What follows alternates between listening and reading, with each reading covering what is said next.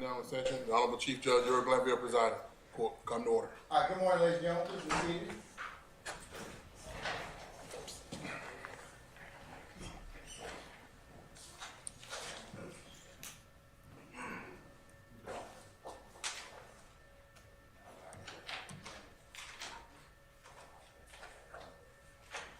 Okay.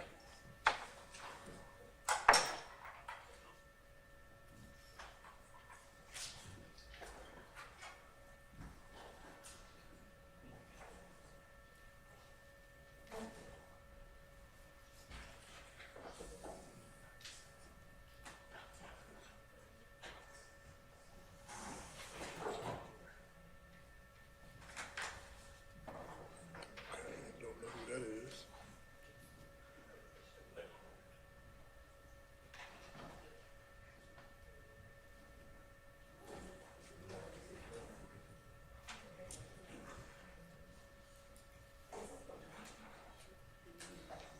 Okay, Judge, I'm not sure if she's been here before. Another attorney out there.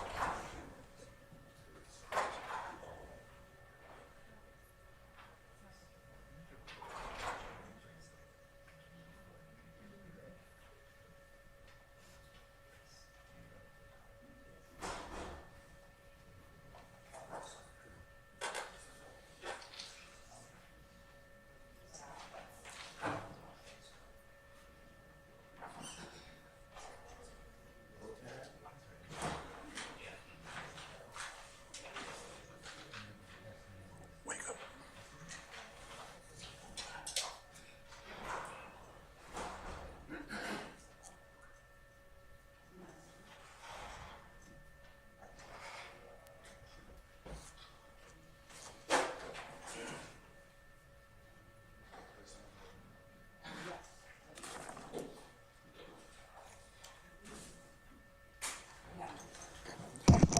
All right, good morning, council's interested parties. We're on the record in the matter of the state of Georgia versus Cleef Adams et al. In 22 SC 183572.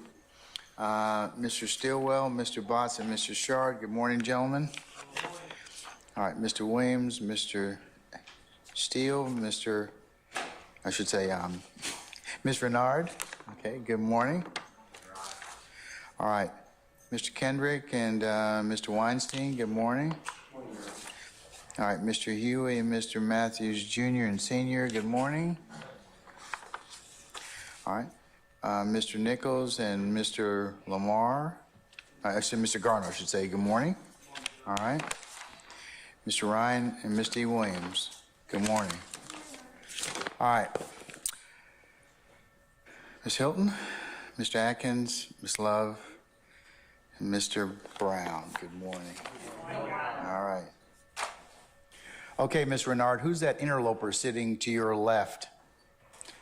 And why was I not told anything about other people in my courtroom, Mr. Steele?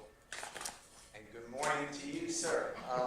Your Honor. Oh, don't be trying to get over that, man. You're already in hot water. So who do I have the pleasure of now being with you? Your Honor, sitting next to Mr. Ryan and Ms. Renard is Haley Haltwanger, Haltwanger. She is a second-year law student at Georgia State University. I've had the honor of working with Ms. Haltwanger approximately 2 years. She's a fabulous lawyer, representing the next generation of lawyers, and with the court's permission, we'd like her to sit at the table. Mr. Adams means no disrespect to the court or Mr. Williams or anyone. He is not going to be here today. He is actually in another court the week on a trial. So can never replace Mr. Adams. I'm not trying to do that, but with the court's permission, that is who is in your honor. Okay. Mr. Williams, you okay with that? Okay. All right. Okay. All right. Mr. Bean outside? Yes, sir. He is, Your Honor. Before we get started, I'd just like to ask if the court would allow us an opportunity to look at some certifieds that Mr. Steele indicated he has. He indicated he would show us the certified on this, and the court came in right before he had an opportunity to do so. So before we bring Mr. Dean, could we just see a copy of the see the certified itself? Sure. Give me a copy. You all can look at those.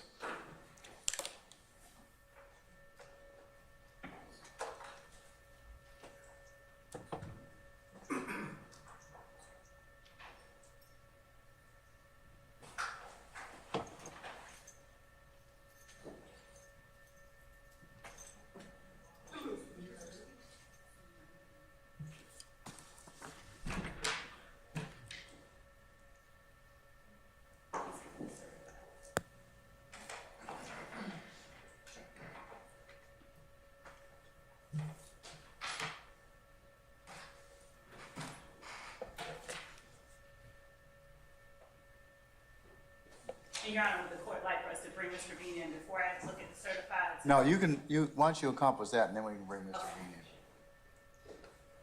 I just want to make sure he was here, that was all. Okay.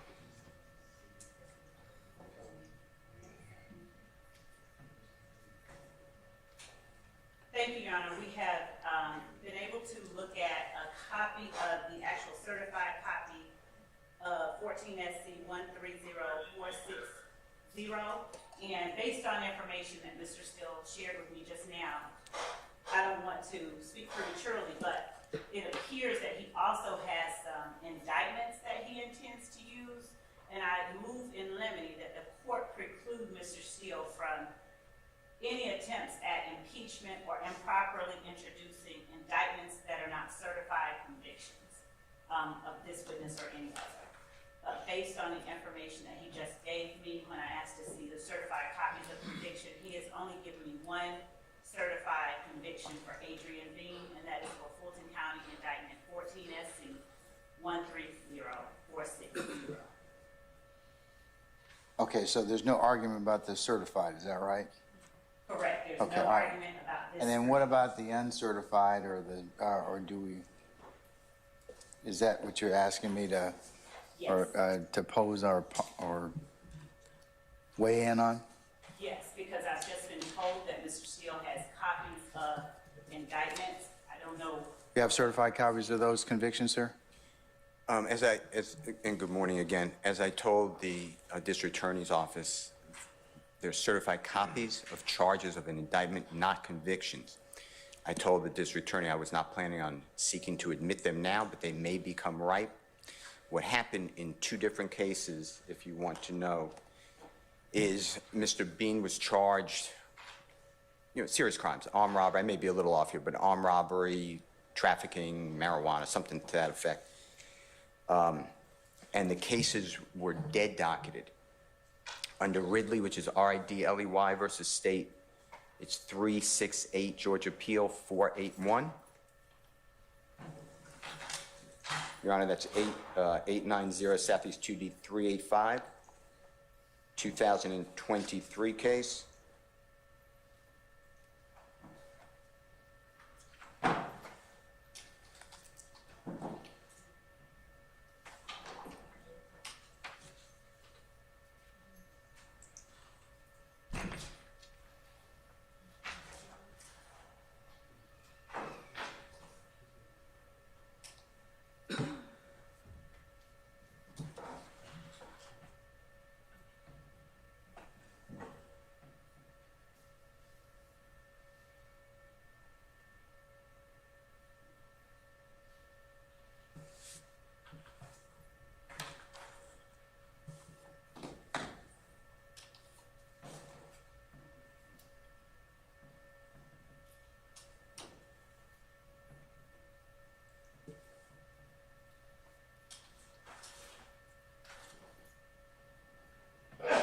Bless you.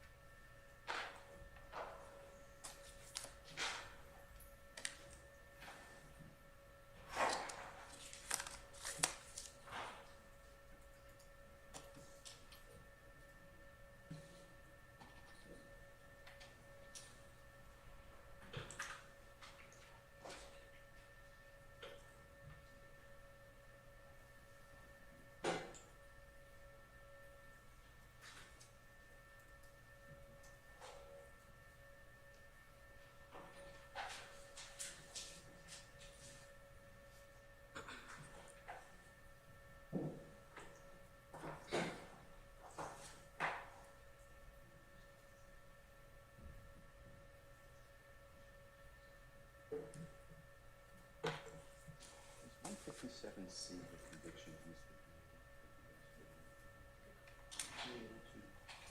of Mr.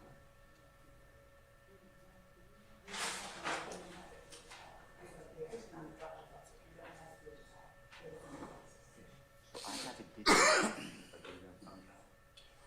mark things that I introduced. That's mine.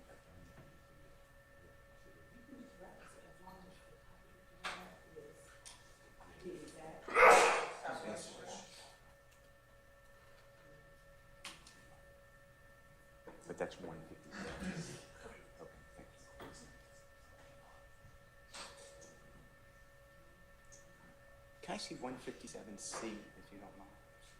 Be certified. May I approach the? You may, sir.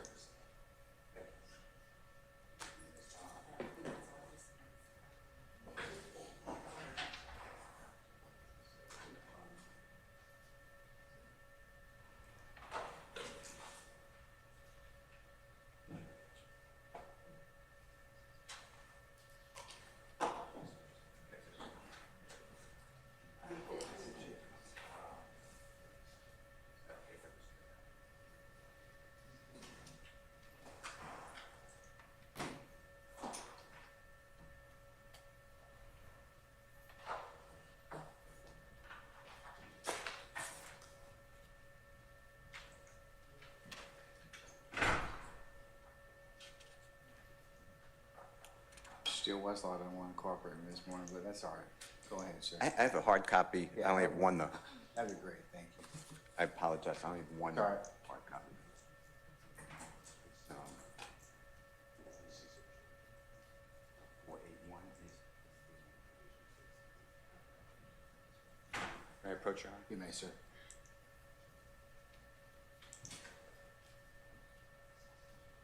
Thank you.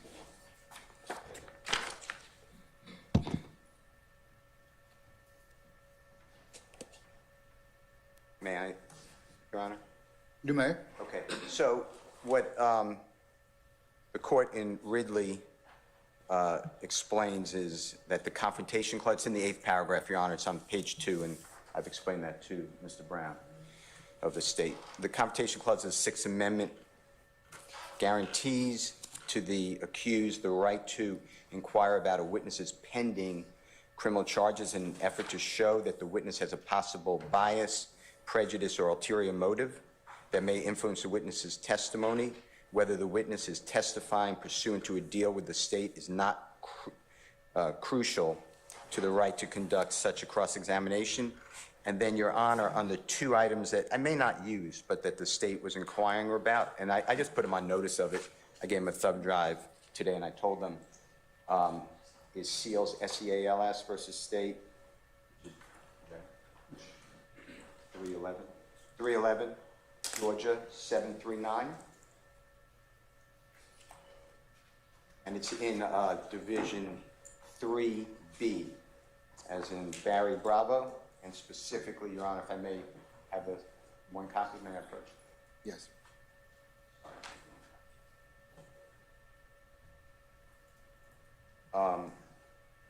A case is that Seals, that actually determined it. That's our case in Georgia that made this, that a dead docket case remains pending. So because the cases are dead docket, not null pros, they actually are pending with Mr. Bean, could be brought back on a live docket with the court's permission. The reason I said I gave it to the state, I just gave them everything. The reason I did that was in abundance of caution that it came up and I felt needed to do it, so I wanted to be courteous as you told me to do, and you told everyone to do, so that's why I did it. But as I told the state, I'm not really planning at this point to use them. They are older, Your Honor. I wouldn't be using them for impeachment. I think I'd be barred by the 10-year rule unless you made a finding that it was critical.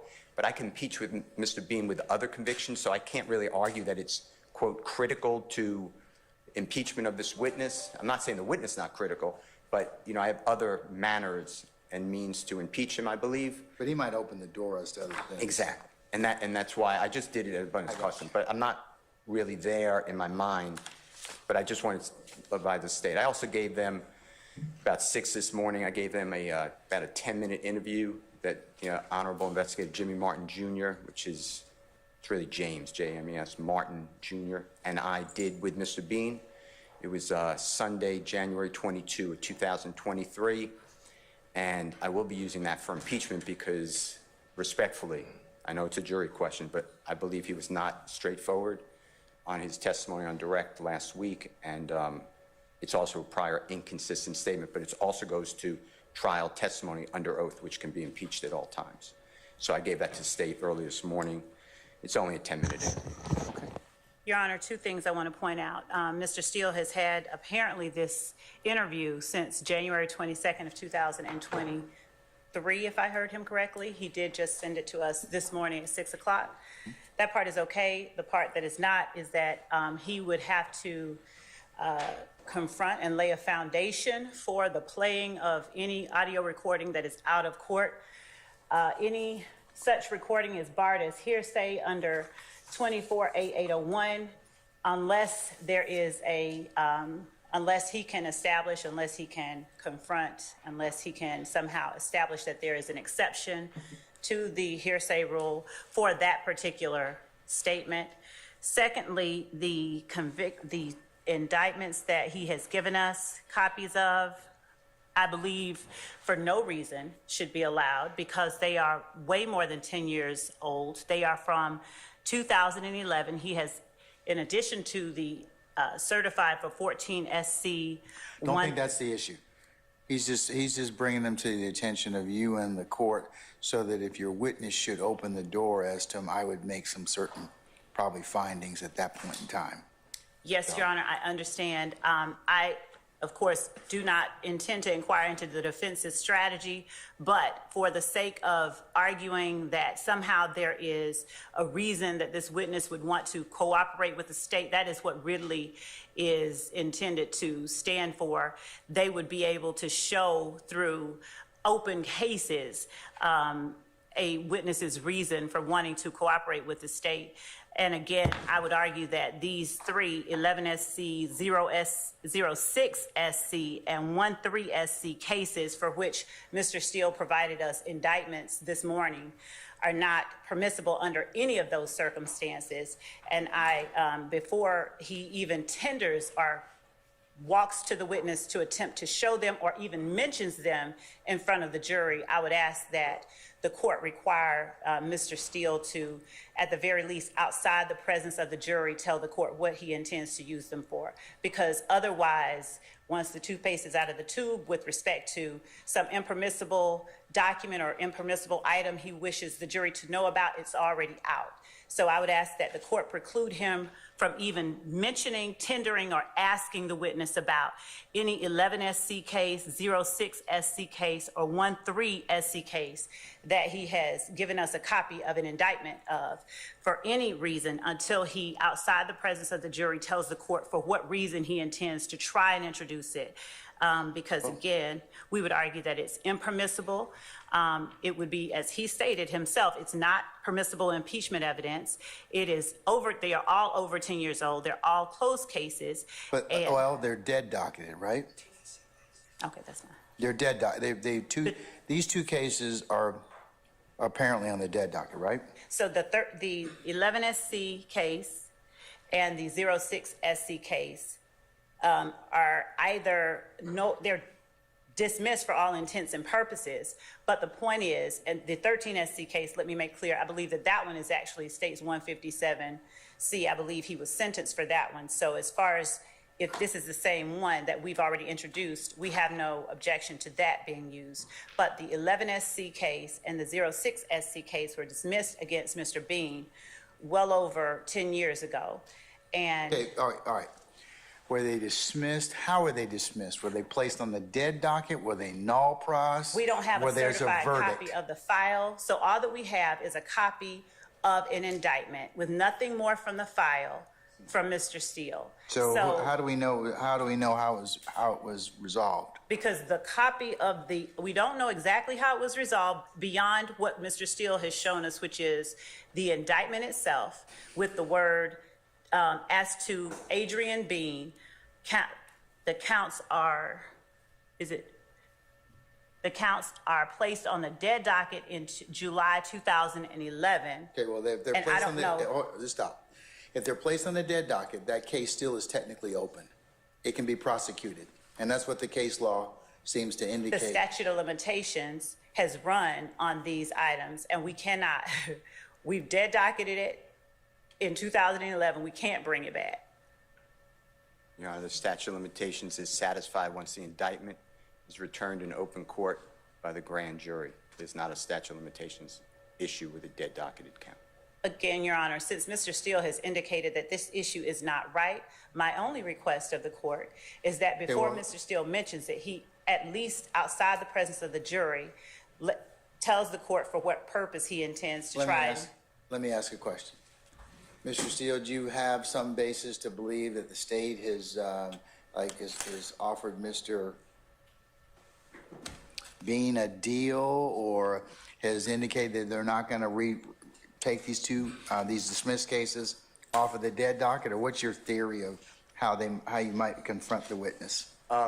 He would, no, to answer your question directly, no. Okay. I don't have any reason, good faith belief that the state is saying it's coming off the dead docket, but under Ridley, R-I-D-L-E-Y, that's not the issue. That's exactly why I gave you the case. It goes to the state of mind of the witness who is testifying, and the jury makes that determination. The state of mind as to how?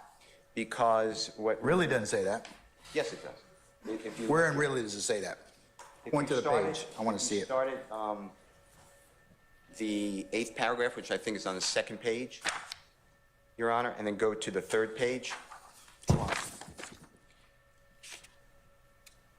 And it says in the very top left-hand, I'm going by my memory, but top left-hand corner, it should say, whether the witness is testifying pursuant to a deal with the state is not crucial. I'm going by my memory. Yeah, To the that's right. pretty close. Okay. To the right to conduct such a cross-examination. So it's a pending charge. This isn't about a deal. This isn't about conviction of 10 years of age.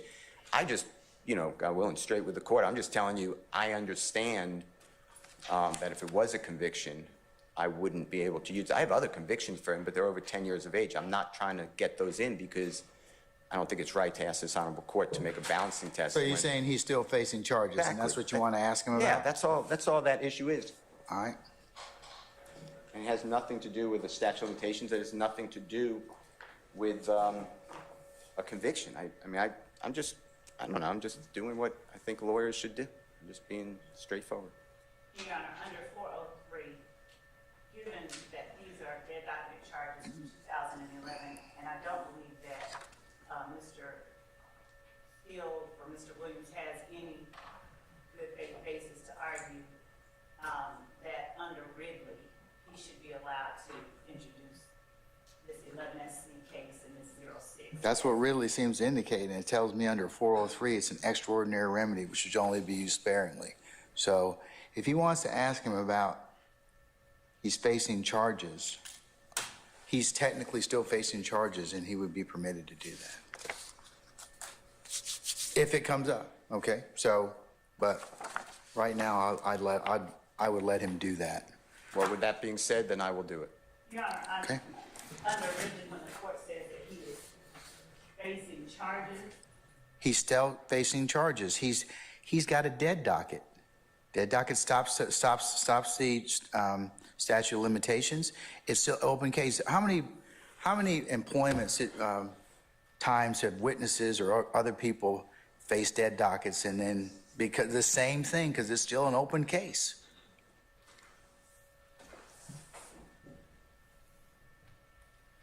That's my ruling. Can we move on? yes, Your Honor. Okay, all right.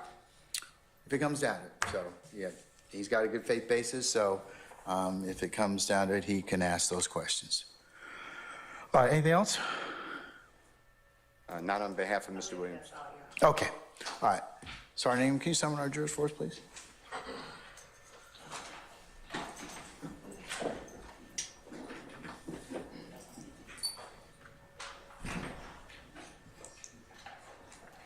And Your Honor, Madam. Mr. Steele will not be attempting to claim any hearsay. He won't be tendering any, is my understanding, without laying any foundation for that. Correct. Yeah.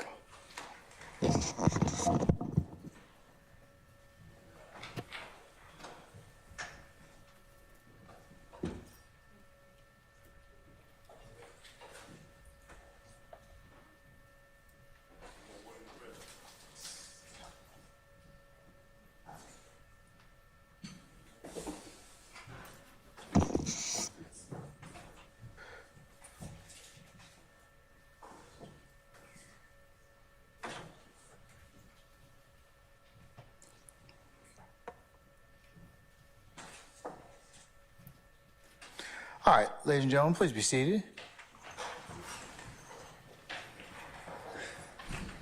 Jury's present. All right, thank you, Sergeant Ingram. All right, ladies and gentlemen, good morning. Good morning. All right, you sound good. Okay, all right. Ms. Love, I believe that we still had Mr. Bean with us, so can we summon him, please? Yes, Your Honor. All right.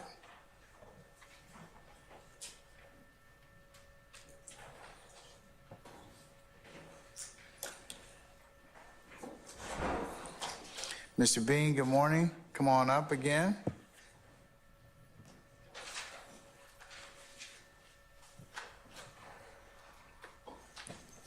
All right, sir, you're still under oath, okay?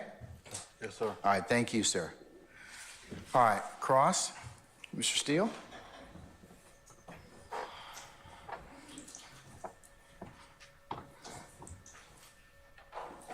Thank you, Your Honor.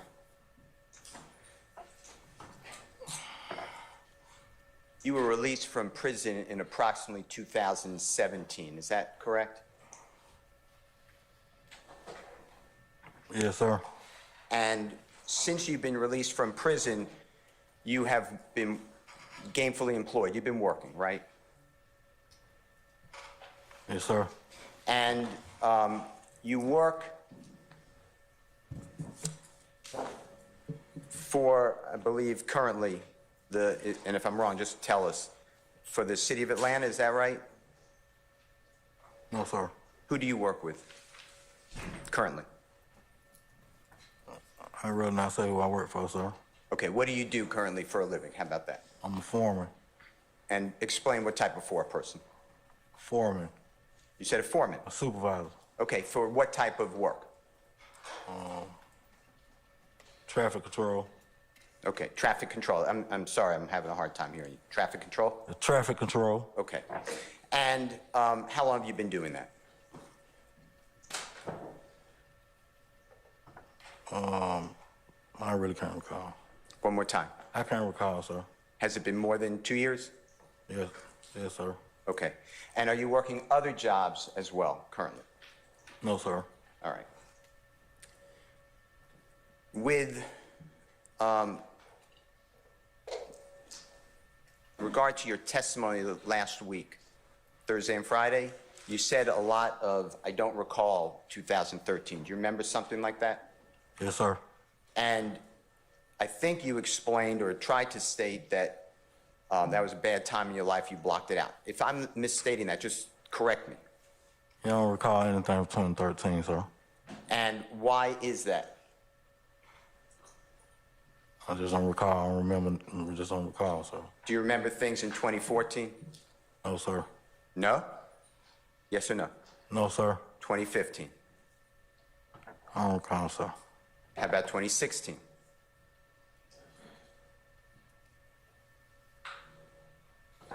No, sir. 2017? I just remember what I need to remember in 2017. That's after prison, is that what you're saying? I mean, I was released from prison in 2017. And is your memory good after 2017 released from prison? Do you remember whenever month, I don't know the month, you're released from prison, you remember that? Is that what you're telling the jury? Yes, sir. And you remember then 2018? Your Honor, I object as to vague. That's a broad question and not specific Okay, enough. all right. I'll sustain the question. Just rephrase, Mr. Steele. Do you have a memory of things you did in 2018? Again, objection, vague. I'll let him answer the question. I'm all over the question. You can answer it, sir. 2018. What I'm remembering in 2018. You don't? What am I remembering in 2018, sir? Anything, where you were working, how about that? No, I don't remember where I worked in 2018, sir. Okay. Do you remember being home in 2018, not incarcerated? Yes, sir. All right. How about 2019? Same question. What am I remembering? Same question. Every year you asking me, what am I remembering for every year that you ask me about this certain type of year? That's what I'm trying to get you to understand. Answer my question. Do you remember where you were working in 2019? No, sir. Were you working in 2019? I don't remember. Were you living free in 2019? I'm free. Were you living with your wife in 2019? I've been with my wife in 2019. Same questions. 2020. You remember that year where you were working? I've been doing the same job for quite some years now, so it'll run into all that. It's 24 now. I've been working by 7, 8 years now. The working part is gonna be what you asking me about, sir. And you remember that in 2020, right? Yes or no? Yeah. And 21, same question. Okay, Remember yeah. that? I remember my work 21. I remember my work 22. I remember my work 23. I remember my work 24. This year right now, what we're looking at. How clearly do you remember 23 and 24 years? This year and last year. Not too good, but I can't hear you. Not too good. Okay. Mr. Bean.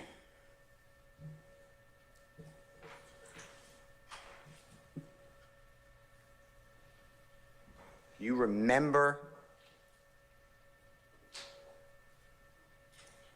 being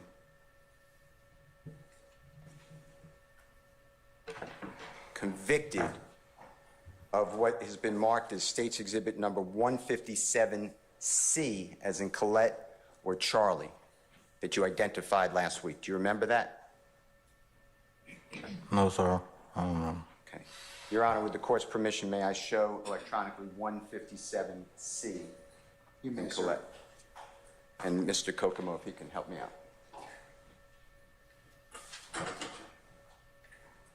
It's already in evidence, Your Honor. Yes, sir. It should be on the screen. You can look behind you or right next to you in a moment. And I want to go through this with you.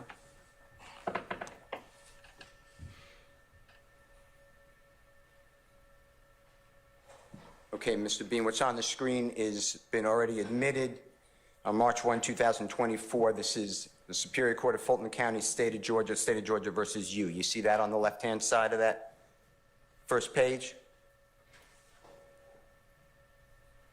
Yes, sir. And you see where it says filed in the office of the Deputy Clerk of Superior Court, Fulton County. It gives the date of October 15, 2015.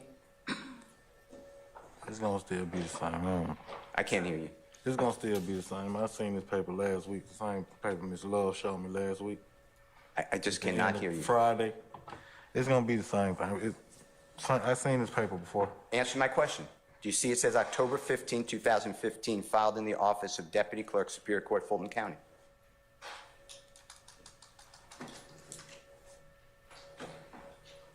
Yes, sir. And you see in the next column to the right, there's a rectangle, and it has your date of birth, June 22, 1979. True? True. Okay. And then if you go down on that page, with Mr. Kokomo's permission, you see it lists certain charges on the left-hand corner. You see that? Left-hand side? It goes from 1, 2, 3, 4, 5, 6, and then it skips to 9. You see that?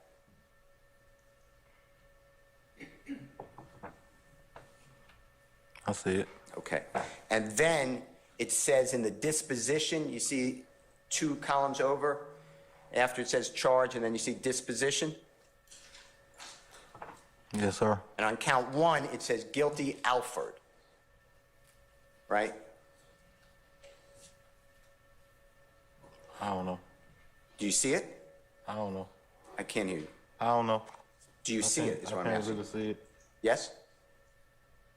Okay. Where you thing at? Yes, sir. Okay. And then it says for the sentence, 10 years to serve 3 years. That's in prison, right?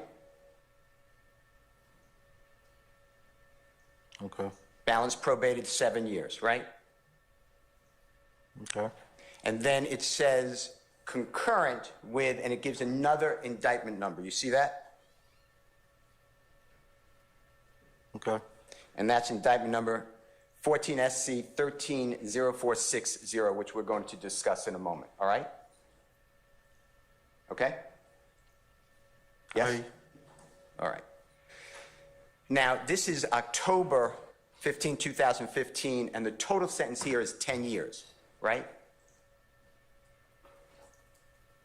I don't recall this. Well, that was your sentence. I don't recall this, sir. Okay. This is the same document you recalled last week on the 1st of March, right? But I still didn't recall it. All right. Count 2, you see on the left-hand side, count 2, it says aggravated assault against a police officer, vehicle on vehicle. You see that? You see that? Yeah, I don't recall none of this paperwork right here, but you're showing me, though, Mr. All right, well, it's in evidence, so we're going to go through it. Again, you pled guilty under Alford, right? And the same sentence. 10 years is total sentence, 3 years in prison. The balance is 7 years on probation to run concurrent with count 1. Okay? That's what it says, right? Yes or no? Sir, you got to answer the questions, okay? Yeah, I guess it's on the screen. Yes, sir. Count 3 is again aggravated assault against a peace officer, and again guilty under Alford, 10 years to serve 3 years, balance 7 years on probation, concurrent with count 1, right? I never pleaded to this. All right, we're going to talk about it. We'll go through the whole document. The next one is count 4, 5, and 6, and that's armed robbery, aggravated assault with a deadly weapon, and possession of a firearm during the commission of a felony, and all those were no pros or dismissed. You see that? Yes, sir. All right, and then the last one is count 9, fleeing or attempting to elude, misdemeanor, and again guilty under Alford, 12 months to serve, concurrent, run at the same time as count 1. That's what it says, right? That's what it says. All right, let's go to page 2 with Mr. Kokomo's permission. And these are the terms of the sentence summary. You see that right there where Mr. Kokomo stopped? You see in bold it says sentence summary. Sentence summary, yeah. Okay, and defendant is a word used for somebody charged with a crime, right? You know that? I didn't know that. Like a plaintiff is a state, or a defendant is a person charged, or in a civil case. Do you know what I'm talking about? No, sir. No? Okay. Well, it says the defendant is a judge guilty. Excuse me, I'm in the wrong place. The defendant is sentenced for a total of 10 years, with the first 3 years to be served in confinement, the remainder to be served on probation, right? Then it says or, and that it's not checked, to be served on probation. So you were sent to prison, right? You see that? You say so. Well, that's the prison you're talking about with the jurors that you said you got out in about 2017, right? Yes, sir. All right. And then if you go down to the next line, the defendant, which is just the way it's termed, but you are to receive credit for time served in custody as determined by the custodian. That's the Department of Corrections for the state of Georgia, right?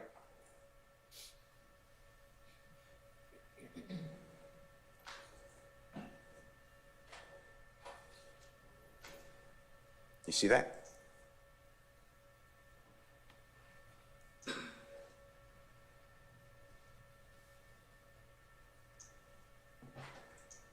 Yeah. And then on the next one, which is box 2, it's checked. Upon the service of 3 years, the remainder of the sentence may be served on probation, provided that defendant shall comply with the conditions imposed by the court as part of the sentence. And then it goes through general conditions of probation and special conditions underneath. Okay? You see that? Mm-hmm. All right. And then Mr. Kokomo can scroll down, and it's checked, or X, number 2. Probation supervision fee is waived for the first 6 months after release. You see that? Yeah. And then on the next page, it says special conditions of probation. And you waive your 4th and 5th Amendment rights, meaning you have to answer questions. Right? Do you know what the 5th Amendment is? Your Honor, I object as to the commentary about having to answer questions. I sustain the objection. Do you know what the 5th Amendment Your is? Honor, I'd ask I that. sustain the objection.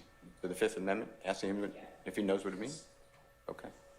You waived your 4th Amendment and 5th Amendment rights. You see that?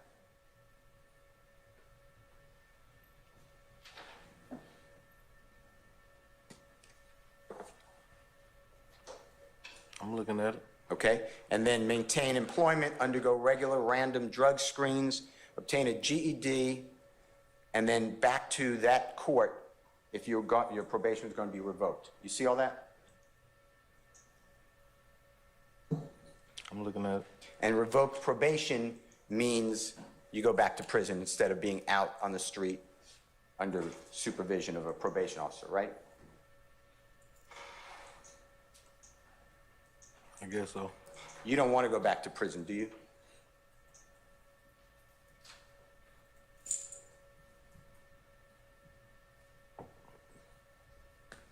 I mean, what do you mean? Cannot, I'm What do asking you mean, sir? Do I want to go back to prison? You don't want to go back to prison, do you? If I had to go, I would. I went to prison. Do you want to go back? I've been to prison before. Okay.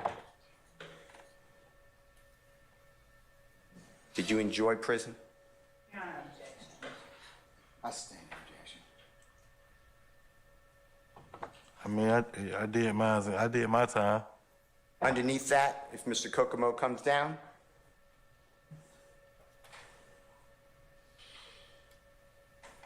you hired a lawyer, go down a little more, named Ed Adams. You see that by employment? Yes, sir. Okay. And then that court was the Honorable Judge Downs, who sentenced you. You see that? Yes, sir. Now, Mr. Williams never paid for any of your lawyers, right? No, sir. He never made any bond for you, right? No, sir. The next page of this document, 157C, as in Colette, Charlie, keep going down, is the indictment. I want to go through the indictment with you.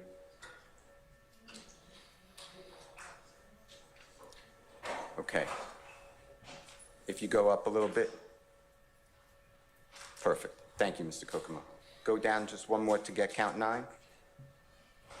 Now, on this indictment, Mr. Bean, in State's Exhibit number 157C, as in Colette, Charlie, you see the indictment number there in the center, written in 13SC 12 2087. You see that? Yeah, that's what it says. And it says State of Georgia versus, and the first person is you, with count 1, 2, 3, 4, 5, 6, and 9. Same counts that we just discussed on the sentencing page. You see that? That's what it says. And then you have the next person charged is Walter Murphy. You see that name? Yeah, that's what it says. And he's the same Walter Murphy that you discussed earlier, according to, you said you didn't recall, but he was referred to by the Honorable District Attorney as DK. You remember that? No, sir. All right. And he is also charged with you in count 1, 2, 3, 4, 5, 6. Mr. Murphy's charged in count 7, but also in count 9. You see that? That's what the paper says. And then the last person is Frederick Medina, which is Medina, Prothro, Prothro. You see that? Yeah, that's what it says, sir. And Mr. Prothro is also charged in similar counts as you, but count 8. So he's charged in 1, 2, 3, 4, 5, 6, 8, and 9. You see that? I guess that's what it says. And this indictment was filed, if you go down a little bit, Mr. Kokomo.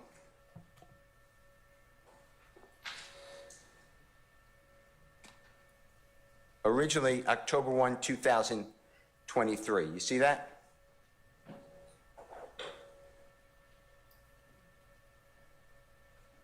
It says 13. You see that? I couldn't hear you. I said it says 13. Okay. And then, for Walter Murphy, you see where he pled guilty to count. Objection, Your Honor, as to having this witness testify about someone else. I sustain the objection. The documents and evidence. It doesn't make a difference, Mr. Steele. That's a proper objection. I'm sustaining it. All right. Let's just, before we leave this page, just go up a little bit, Mr. Kokomo. Show the jurors where Jeffery Williams is charged, along with you, Mr. Prothro, and Mr. Murphy in this indictment.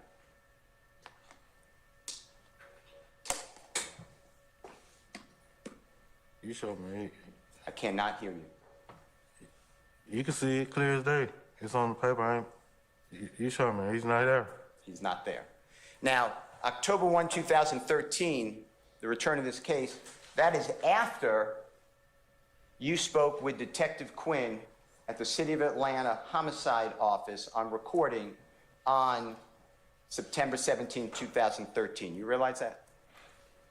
No, sir. All right, if you can scroll down, Mr. Kokomo.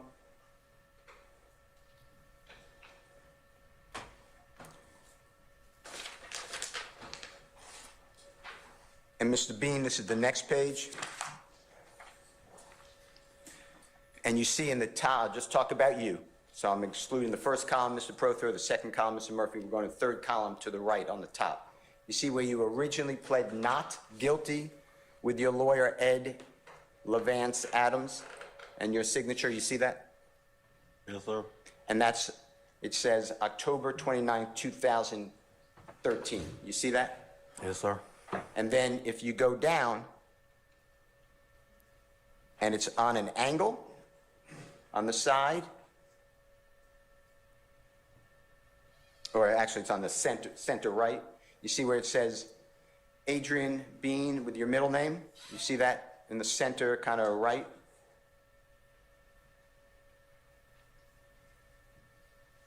Yeah, that's what it say.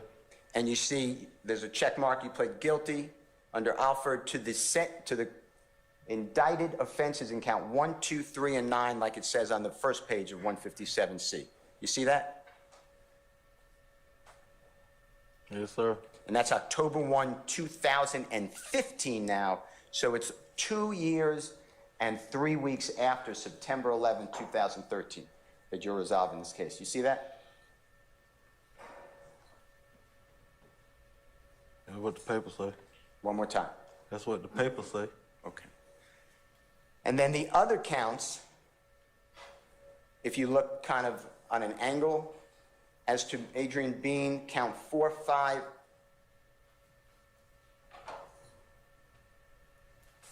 count 4, 5,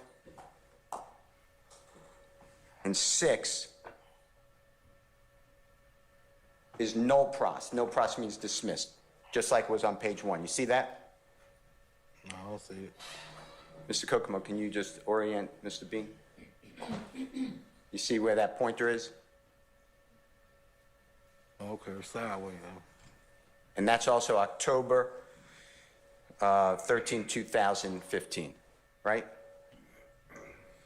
I can't really see it. Yes? I can't really see it. Yeah, I see it, man. At the bottom. You see it? Yes? I say yeah. All right. The next page of this document is the actual charges that you were facing along with Mr. Plethro and Mr. Murphy. And you see the names of the grand jurors in the center. It says a grand jury selected, chosen, and sworn for the County of Fulton to wit, and they charge you. You see that? That's what the paper say. And count 1 charges you, Mr. Murphy, Mr. Medina, with the offense of aggravated assault against a peace officer for that the accused, that's you, and the other 2, in the County of Fulton, State of Georgia, the 11th day of September 2013, did intentionally drive and steer a motor vehicle at, towards, and in the direction of E. Robertson L., a peace officer employed by Atlanta Police Department as a peace police officer who was at the time of the said assault engaged in the performance of his official duties as a peace officer, said motor vehicle being a means likely to cause serious bodily injury when used offensively against a person. You see that?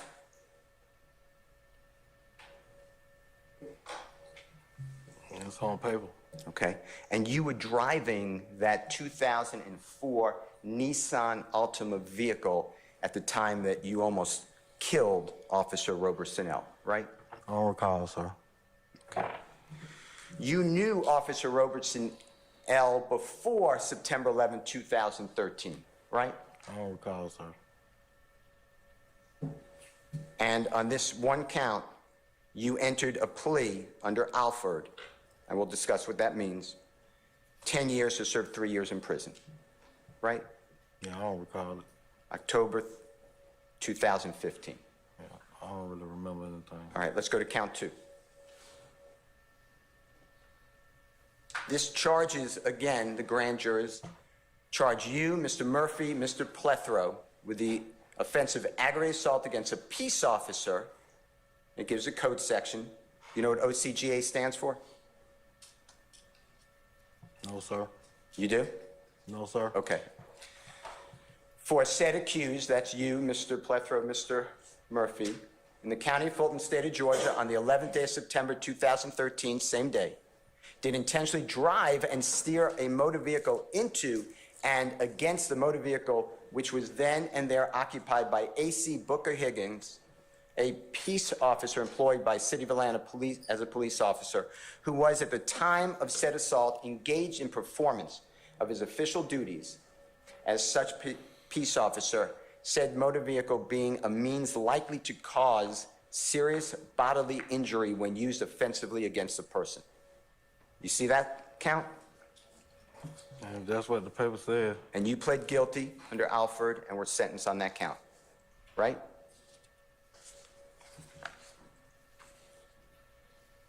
No. You didn't plead guilty No. to that count? No. Okay. Count 3.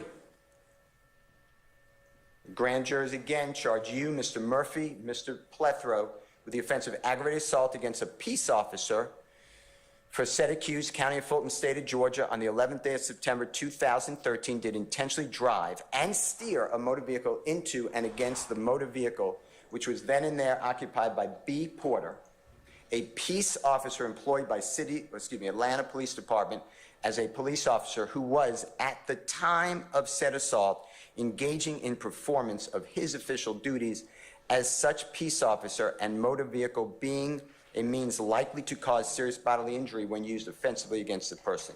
And you pled guilty to that and were sentenced, right? I don't remember. Okay. Then count 4 is going to be no process against you, but the charge is that you, Mr. Murphy, and Mr. Plethro were charged with the offense of armed robbery for that you all, in County of Fulton, State of Georgia, the 11th day of September 2013, did unlawfully with the intent to commit a theft, take from the person and immediate presence of Derek Dotson, United States currency, the property of Derek Dotson by use of a handgun, an offensive weapon. That case for you was dismissed, right? I don't remember. Or no pros? I don't remember still. All right. Mr. Kokomo, just go back to the very first page of State's Exhibit 157 for a second, please.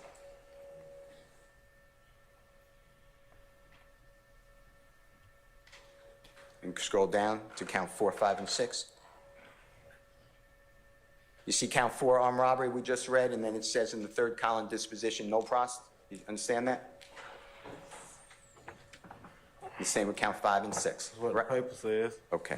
Let's go to count 5. What was dismissed against you? You were charged in count 5, along with Mr. Murphy and Mr. Plethro, with aggravated assault with a deadly weapon for said accused in County of Fulton, State of Georgia, on the 11th day of September 2013, did unlawfully commit an assault upon the person of Derek Dotson by shooting at, towards, and in the immediate direction of Derek Dotson with a handgun, same being a deadly weapon. Your case was dismissed. That's what you were charged, right? Yes, sir. The paper say. And then count 6 is going to be the grand jury's charge you, Walter Murphy, and Mr. Plethro with the offense of possession of a firearm during the commission of a felony for that said accused, the 3 of you, in the County of Fulton, State of Georgia, on the 11th day of September 2013, did unlawfully have on and within arm's reach of accused person a handgun during the commission of a felony against and involving the person of another, to wit, armed robbery, and that case against you was dismissed, right? That's what the paper say. Okay. And then number 7 charges just Mr. Walter Murphy with possession of firearm by convicted felon. Count 8 charges Mr. Plethro, possession of firearm by convicted felon.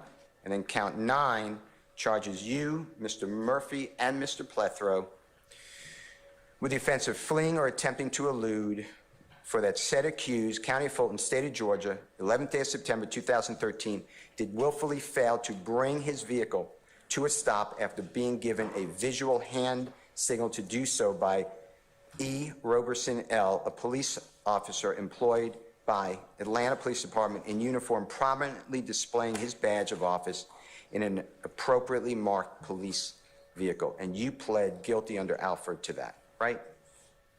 I don't remember. The next page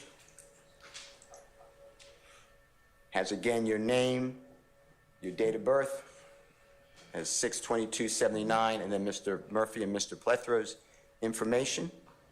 And then if you go down to the witness list, you see the witnesses, Derek Dotson, and then the police officers, including Detective Quinn. You see that? Yes, the paper say. Okay. Now, that same day,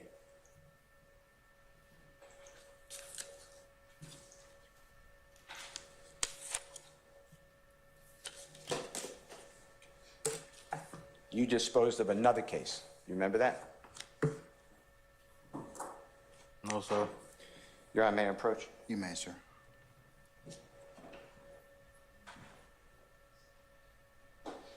May I approach you? I'm showing you what I've marked as dated today, Mr. Williams, number 199. You can look at the whole document, okay? I'm not trying to rush you. I mean, this is your signature.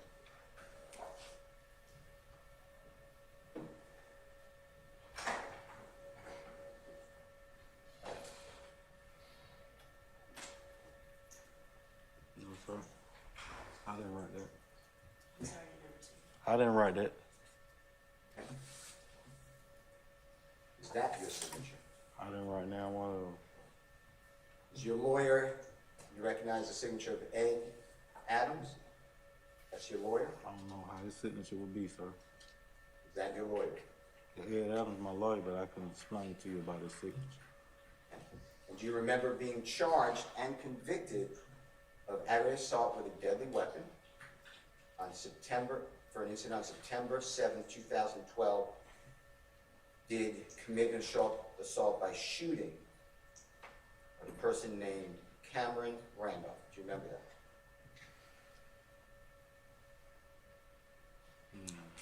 I can't hear you. No, sir. You deny that. I mean, that what the paper said. I don't remember that. I don't remember nothing back then. Do you remember being charged in count 2 with aggravated assault with a deadly weapon on the same day, September 7, 2012, by committing assault on James Butler by shooting James Butler? No, sir. You're denying that. Yes, sir. You do realize you're on an oath. Yes, sir.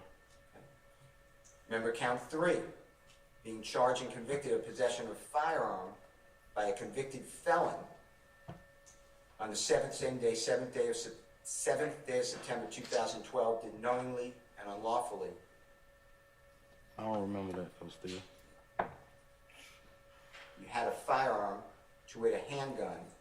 You were a convicted felon from indictment number 01SC037786, Superior Court, Fulton County, charged with possession of cocaine with intent to distribute on May 18, 2021. Are you denying that? Sir, I don't remember that, sir. And then on the last page, it has, again, your name and your identifying information, including 6/22/79 is your date of birth, right? That's what the paper say. Your Honor, I have a certified copy of a conviction from the Honorable Fulton County Superior Court Clerk for State of Georgia versus Mr. Adrian Bean, same lawyer, same date, judge down. I have the plea colloquy if you want it. And in fact, I have the same date of birth on the document itself, and I move it into evidence. Have you shown that to the state? What are Of you course. marking as, sir? Mr. Williams, number 199. Any objection to Mr. Williams 199? State has no objection to the self-authenticating document that is the certified conviction. That is Williams 199. I'm not certain what the rest of Mr. Steele's representation is regarding a colloquy, but the certified conviction, the state has no objection. All right, I'll admit Jeffery Williams 199. the actual certified copy of the conviction. The other allied documents can be separated, okay? Your Honor, may I approach Mr. Bean with Mr. Williams, number 199, that's in evidence, as well as states 157C, in case he needs to refer to them. Yes. May I approach you again? I don't care. What? Cannot. Yes, sir. I'm showing you, and I'm going to leave with you, in case you need to see them, just let us know if you're looking at them. This is Mr. Williams, number 199 in evidence. This is State's Exhibit number 157C. Okay. With Mr. Kokomo's permission, Your Honor, I would like to show on display Mr. Williams, number 199, that's now in evidence. All right, may be shown.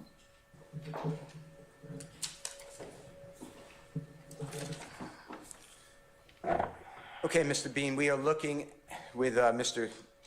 Kokomo's permission at Mr. Williams, number 199. It's on the screen. It's also right in front of you, if that's easier for you. You could look at either one. And at the top of that, on the left-hand side, again, it is State of Georgia versus you, Adrian Bean. You see that?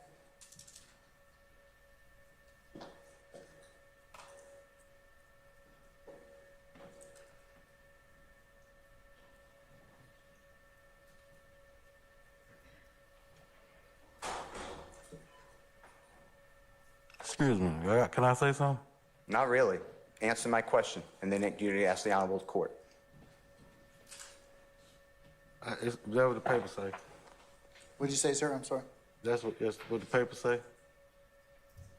And then this is for indictment number. You see under it, criminal action number 14 SC 1306, 0460. You see that?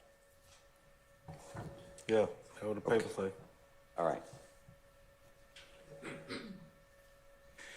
And Mr. Bean, to the right of that, you see in that rectangle, it's the same date of birth for you, 6/22/79, right? 6/22/1979 has been stated to be my birthday, yes. Okay. And then underneath it, we are going to go to the charges. You entered a plea.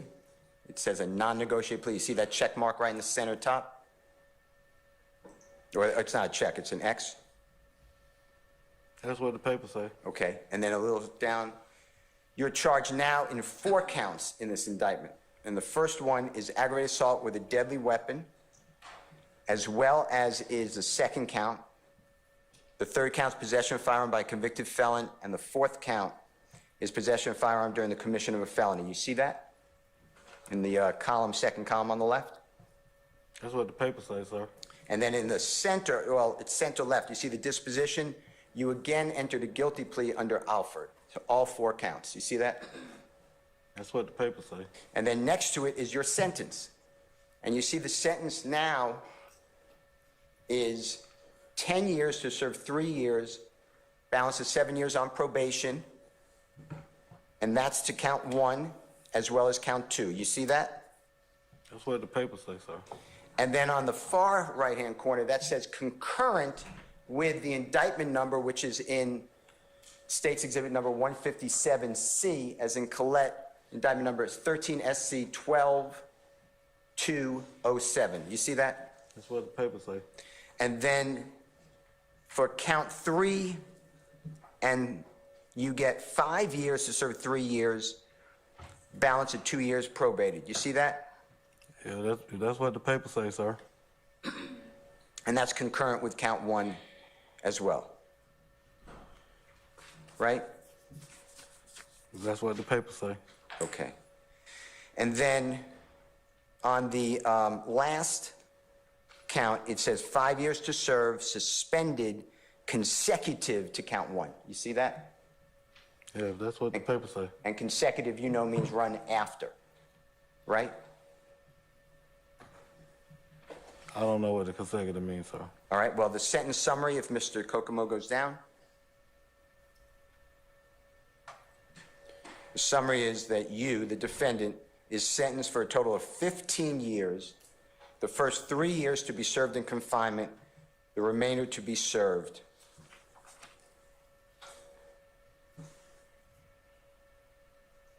And then if you go to the next page, at the very top, you are to receive credit for time served in custody as determined by the custodian. And then number 2 is checked. Upon the service of 3 years in prison, or upon the service of 3 years, the remainder of the sentence may be served on probation, provided the defendant shall comply with conditions of probation. And when you go down, Mr. Kokomo, they're going to be the same conditions that we discussed earlier for your other conviction in State's Exhibit 157C. You see that? Yeah, that's what the paper said. All right, and then if you go down to the date, keep going down, please.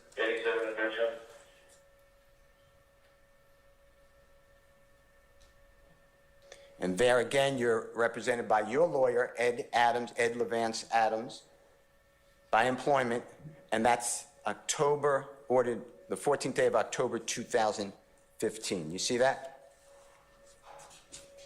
That's what the paper said. The next page is going to be your indictment.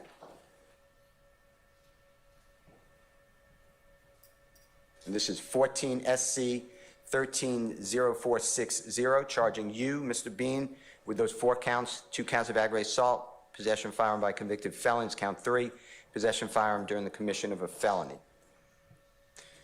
This indictment was returned on October 24th, 2014. You see that? Yeah, that's what the paper says, sir. And underneath that,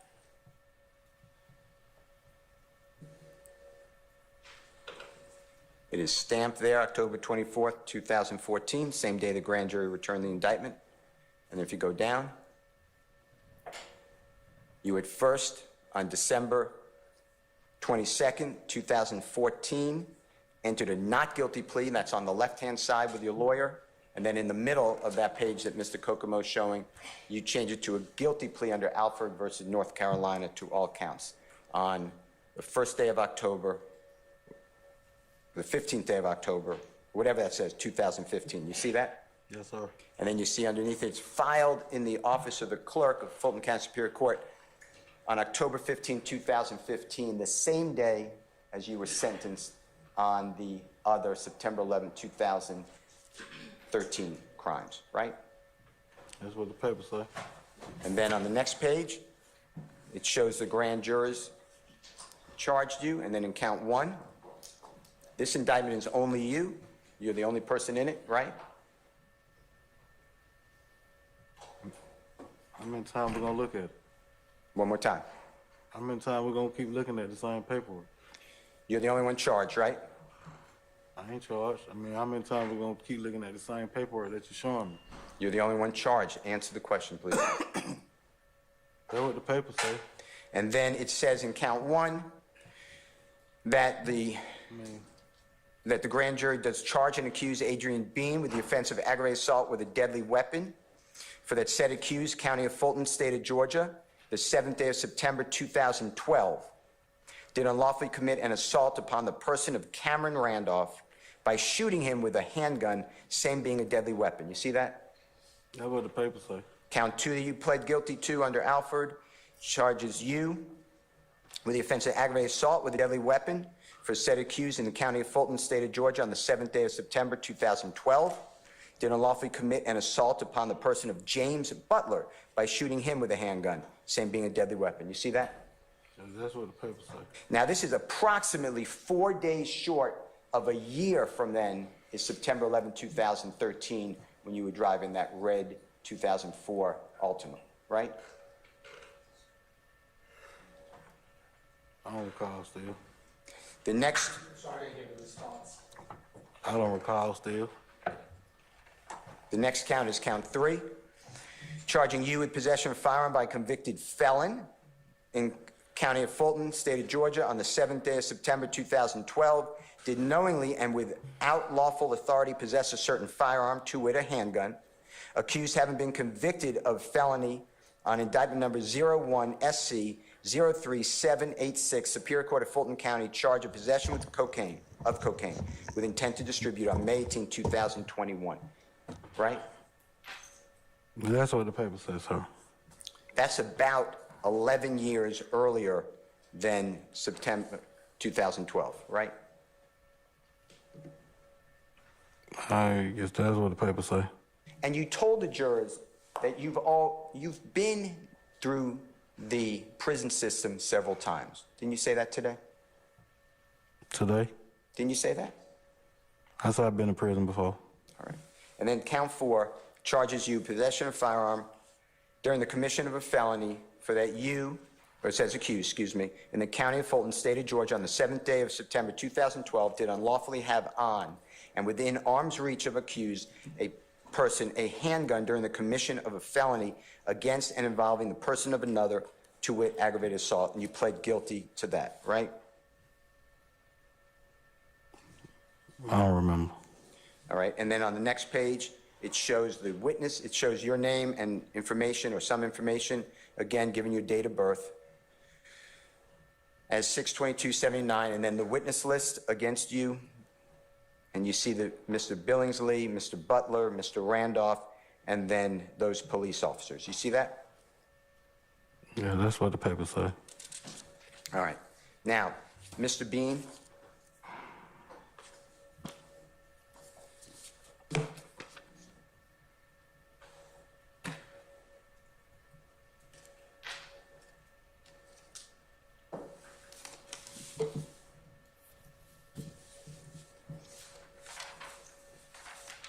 I noticed several times on last Thursday and Friday that you were given a choice. Is your answer you do not recall information on statements that you gave on recording to Detective Quinn on September 17, 2013, or are you saying you did not? Yeah, I didn't recall. And you specifically never said that you denied that it occurred. You just kept saying, I don't recall. Remember that?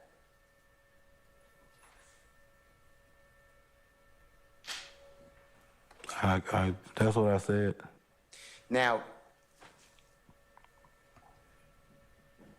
you know and remember September 11, 2013. The I don't recall is not true. You are not being honest to the juries. Am I right? I don't remember, sir. Do you recall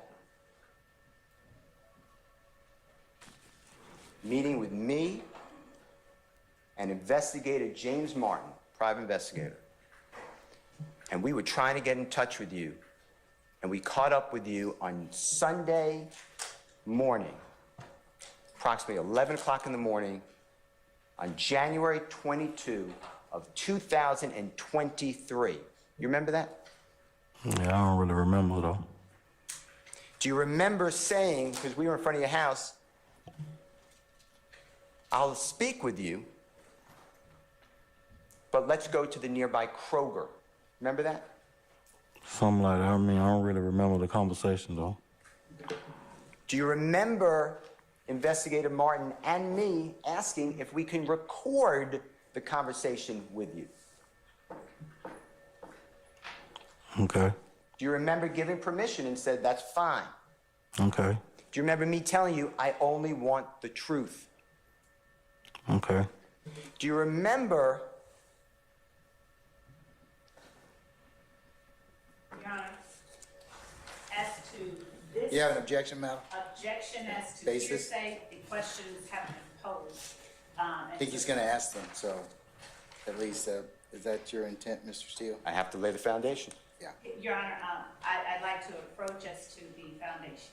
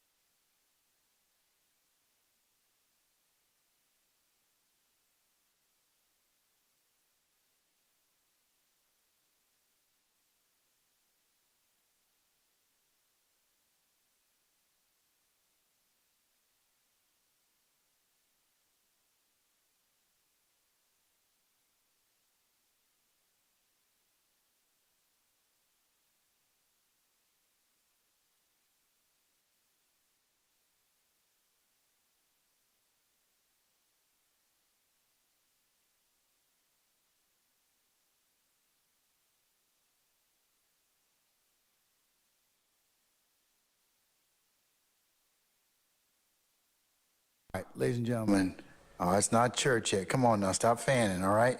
Okay, all right, not that hot.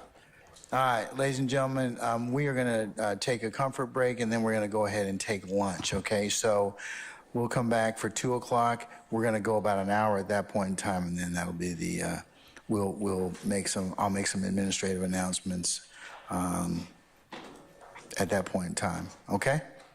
All right, so remember the admonitions I've given you. Enjoy your lunch. We'll see you back at 1 o'clock. I should say at 2 o'clock, okay? All rise.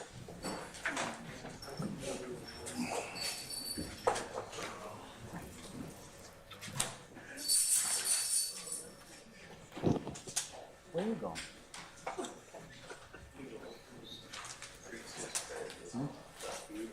Oh my God, you enjoyed those immensely.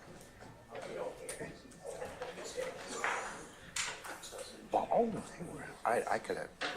They're like I could have eaten those all afternoon.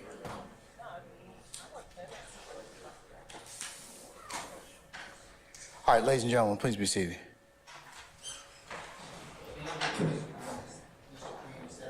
The door, Deputy, can you get Mr. Bean, please, sir? Yes, sir. Thank you.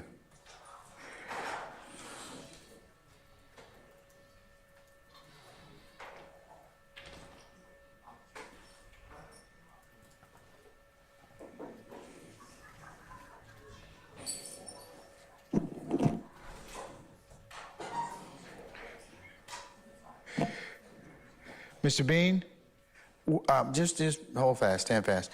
I'm going to release you for lunch. Come back for 2 o'clock. I'll be back here just a little before 2. Don't discuss testimony with anybody except the attorneys in this case, okay? Okay, see you then. All right.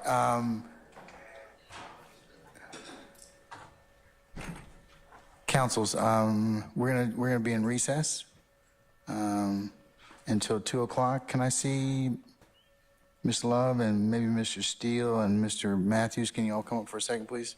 All right, we're in recess.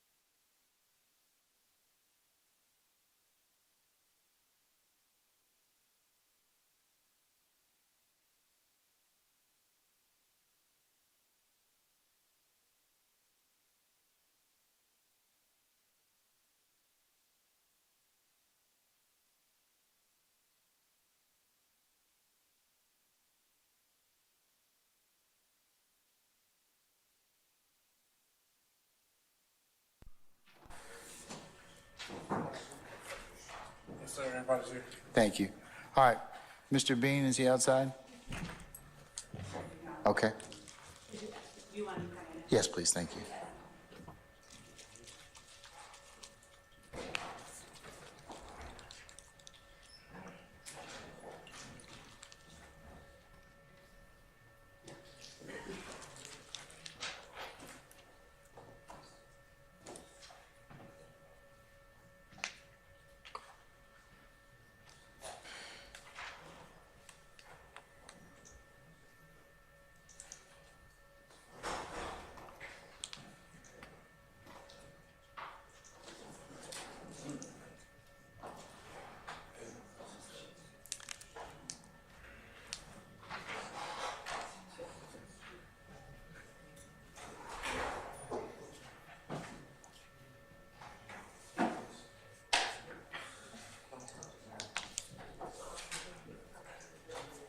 Your Honor, he's coming into the building, they told him.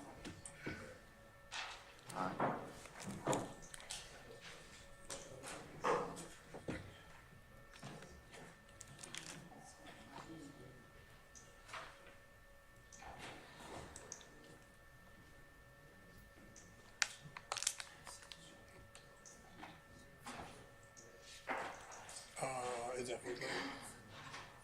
I get, yeah, give him the box, give him the box, give him the box. I get the judge number.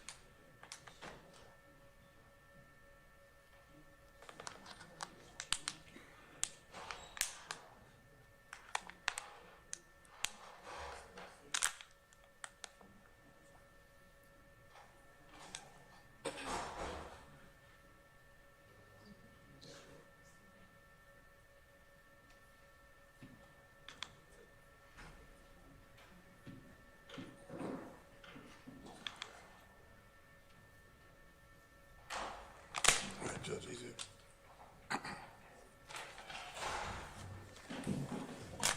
He's in the courtroom. Okay, yeah.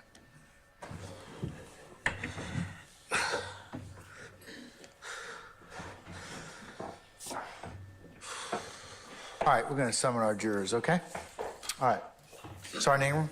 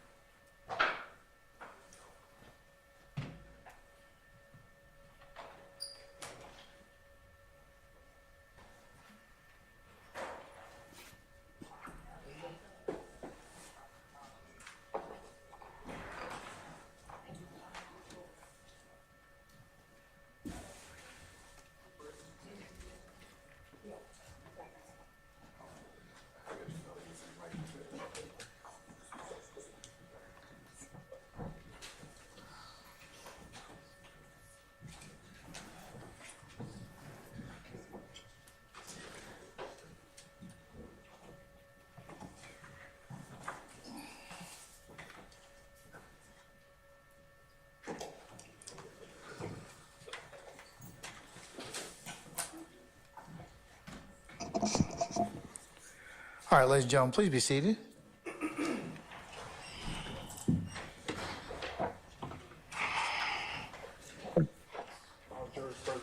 All right, thank you, Sergeant Ingram.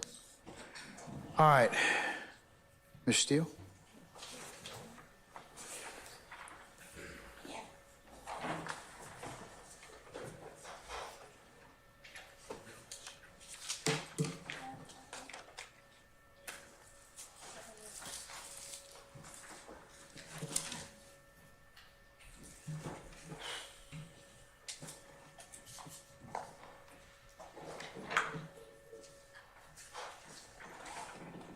Do you remember, after driving the 2004 Nissan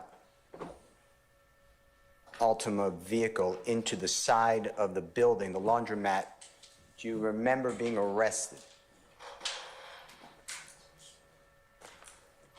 I don't recall, sir. Do you remember that after being struck by the police car, you were then handcuffed and taken into police custody? Same day. No, sir.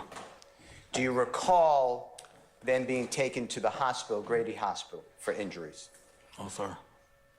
I couldn't hear you. No, sir. You don't remember. Do you remember in Grady Hospital a law enforcement officer, detective with the City of Atlanta Police Department coming out and speaking with you? My statement was I didn't remember nothing from 2013, sir.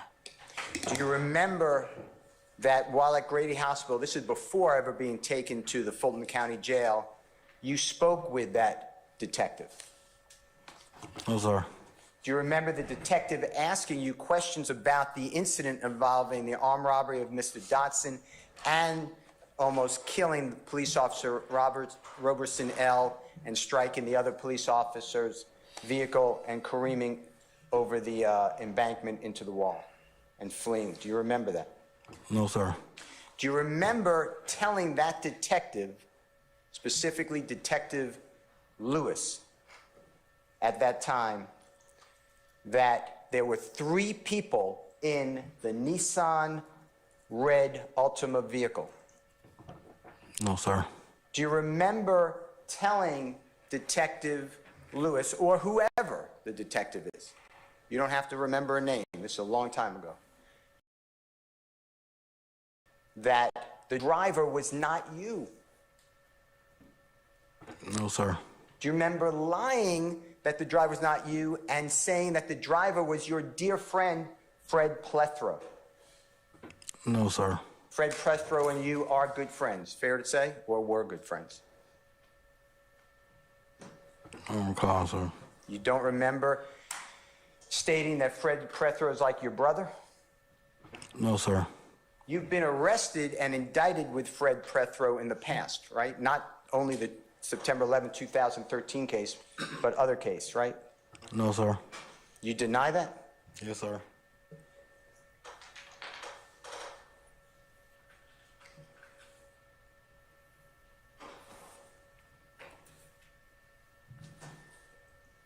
To be fair to you, and maybe it doesn't need repeating. I I'm don't asking if you've remember been- no case from. Let me just finish speaking. Further. Let me just finish speaking, then, what did you say? I apologize. What did you say? The same thing I've been saying. Okay, I didn't hear what you just said about Fred Plethora.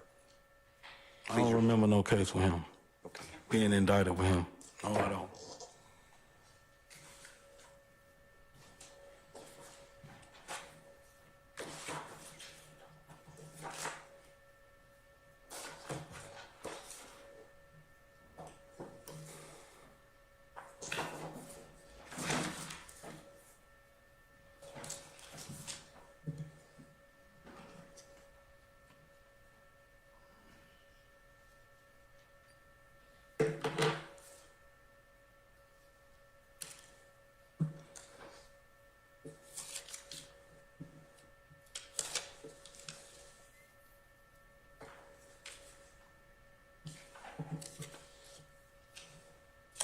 Let me show you what I've marked as Mr. Williams' number 200, exhibit number 200.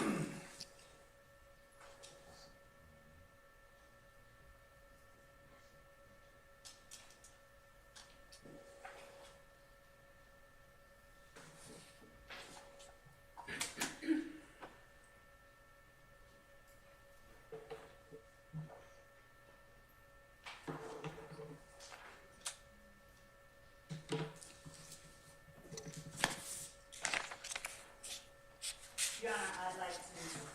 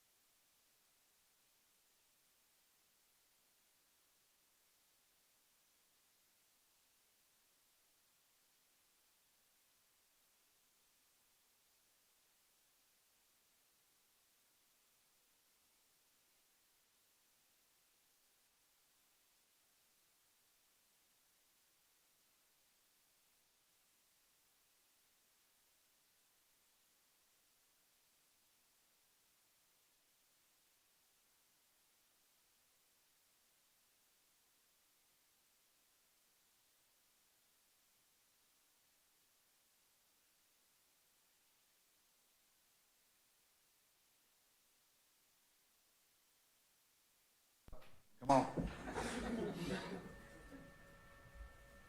Thank you, sir.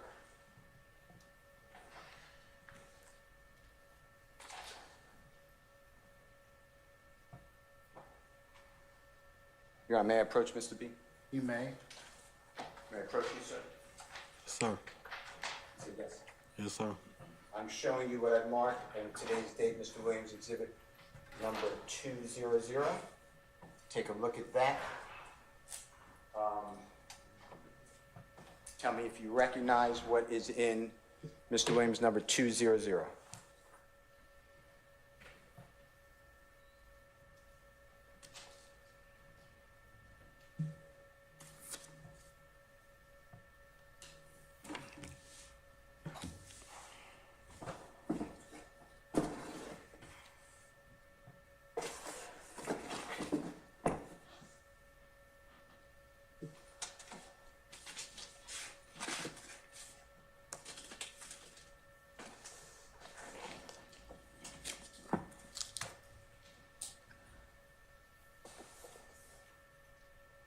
Recognize it? I don't recognize none of it. Okay. Your Honor, I move for the admission of Mr. Williams number 200, a self-authenticating certified copy of the indictment from the Honorable Clerk of Court, Fulton County.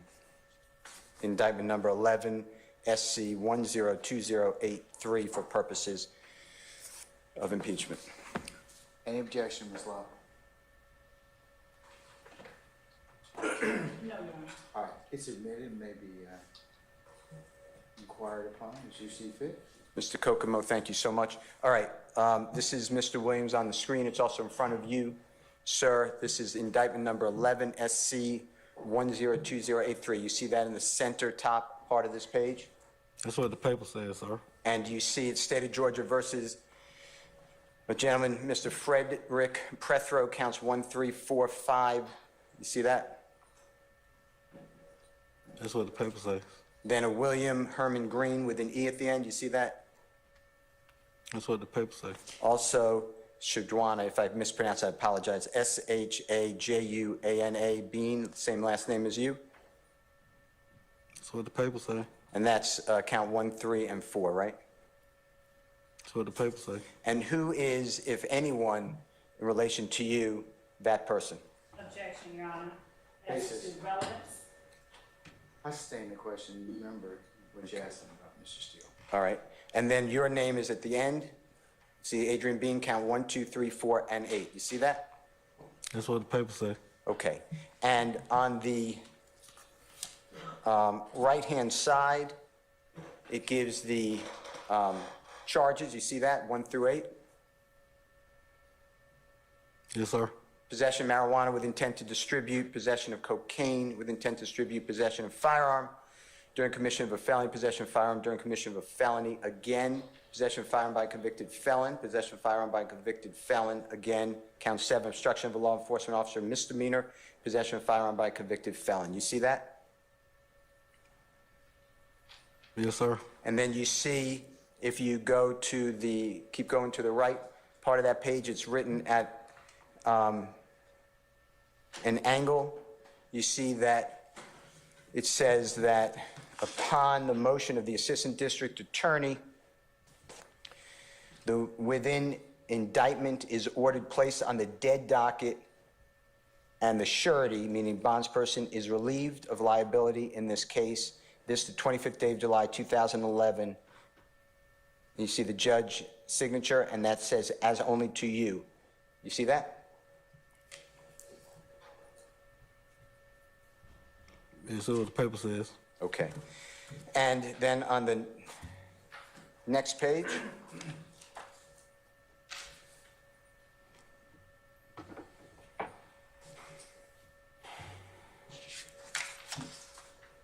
it has people's guilty or not guilty. On the next page, which will be the third page of this document, these are the charges that we just discussed.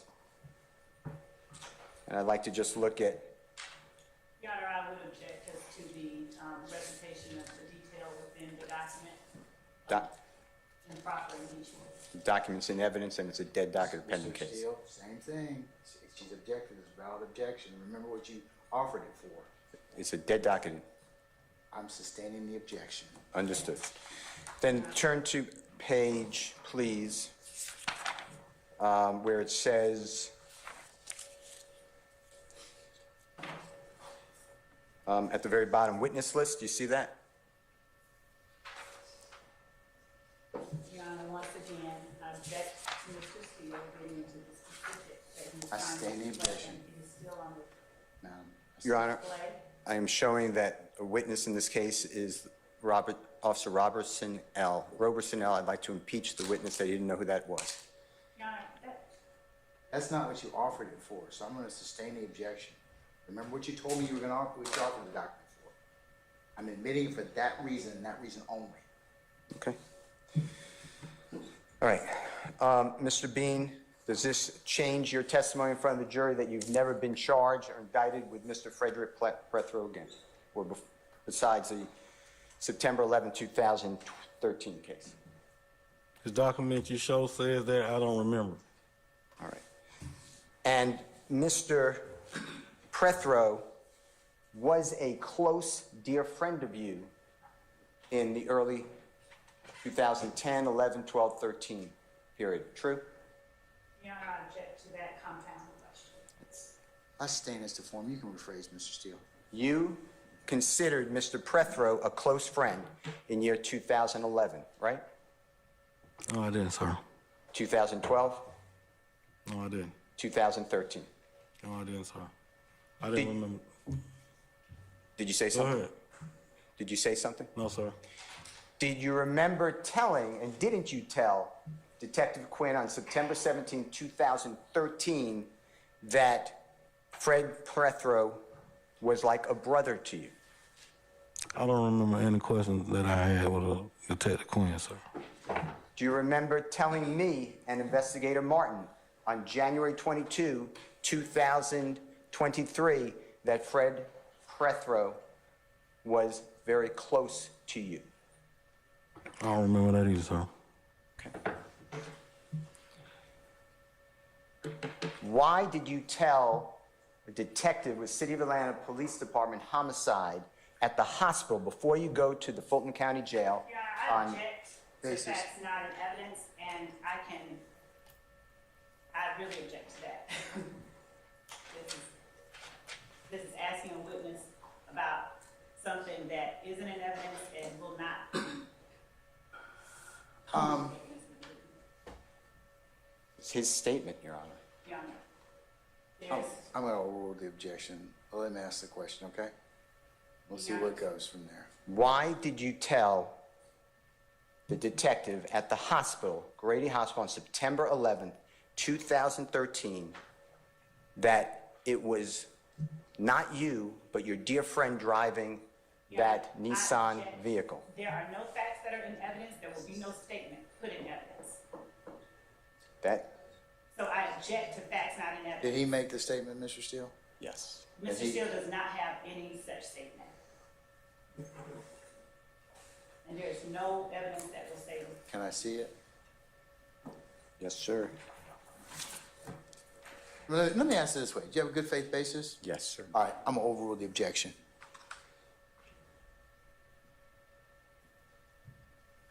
Do you remember at time of 44 minutes, 56 seconds on September 11th, 2000, that's wrong. That's wrong. I apologize. Do you remember on September 17th, 2013, on the recording with Detective Quinn at 44 minutes and 56 seconds, telling Detective Quinn that, yes, sir, I lied to the detective when they first came and talked to me, and I told them, and that's probably the lies you're talking about. I told them Big Fred was driving, and I was the driver. Big Fred was the passenger. Do you remember saying that? No, sir, I don't remember that, sir. Why did you tell Detective Quinn on recording at that time, stamp that I just said, that your dear friend is driving the car that almost killed a police officer? I don't recall that, sir. Why did you tell Detective Quinn that you typically use your cousin's name when getting arrested so you don't get arrested and they pull up your history? I don't recall that either, sir. Why would you use a cousin or any other person's name so you could get out of trouble but get them into trouble? Why would you do that? I don't recall that either. When at the hospital, Your Honor, I object to the hospital statement because that is the part that is not in evidence and that will not come into evidence. Is there a statement? yes, sir. Show that to Miss Love. You have a good faith basis, that's fine. I sent it to Miss Love this morning before 6 o'clock a.m. It's a 10-minute recording. It is not a statement at the hospital. It is a statement with Mr. Steele in 2023. Mr. Bean admits to making that statement at the hospital. This is all proper. And you probably need to orient him to before you ask that question. Okay. Your Honor, can Mr. Kokomo come forward with headphones and play the 10-minute recording for Mr. Bean then? I think you need to ask him some more questions in order to do that. Okay.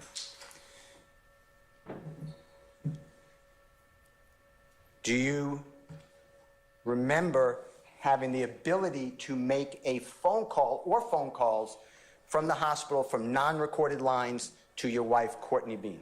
I object to facts not in evidence. There is, Your Honor. I sustain the objection. Why don't you lay a little more foundation, sir?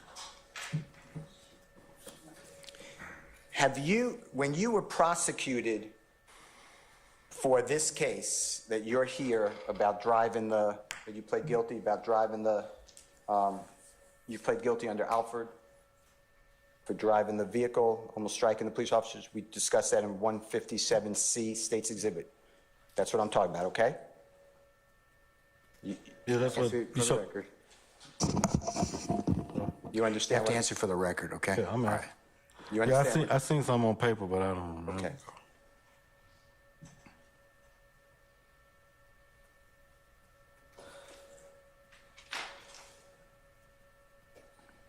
On that case, before going to Fulton County Jail, you went to Grady Hospital. Remember telling me that? And Jimmy Martin Jr. on recording? I don't remember any conversation we had, Mr. Steele. And it's me. I'm confident it's not you, so I apologize, but I can't hear you. I know you said you can't remember, but then there were other words. Can you repeat What was what your you name? Mr. Steele, right? Yeah. Yeah, that's what I said. What did you say, though? I don't remember any conversation that me and you even had, sir. Okay. Okay.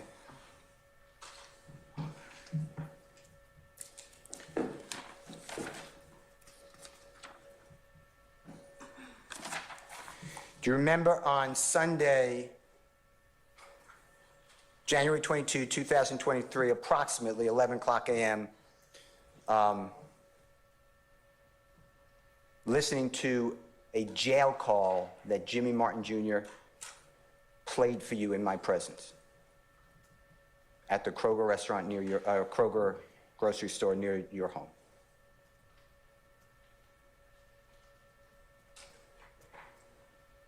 I don't remember any conversations I had with you, Mr. Steele. Do you remember at that Kroger restaurant, Kroger grocery store near your home on the same date? You're all going to be the same date.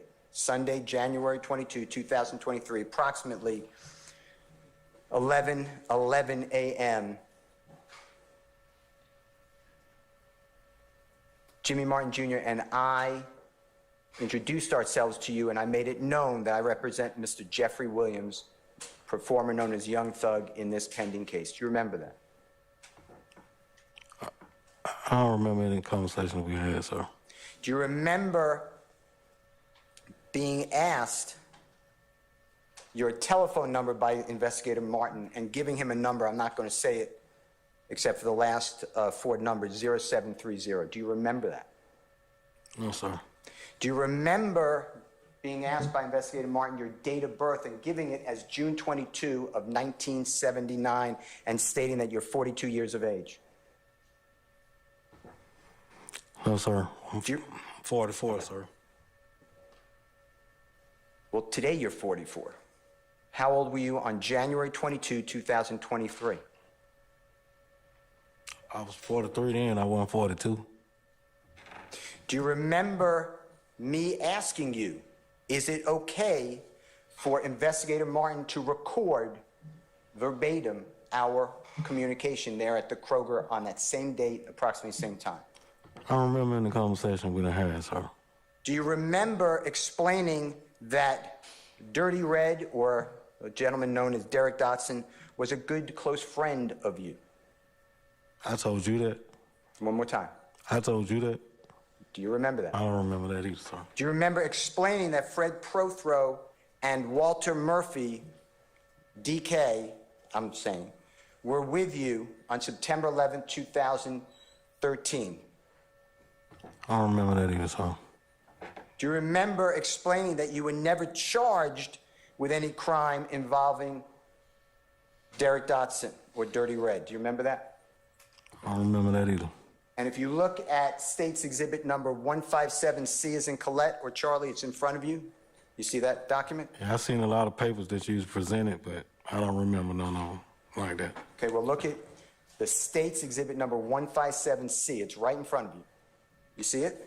Which one is 157C, ma'am? One more time. Which one is one? You're on. Okay. Want me to And look at it? you can look at it. It's in evidence. And the charges against you by the grand jury were dismissed as to anything involving Derek Dotson, like you said, on January 22, 2023, correct? I don't remember.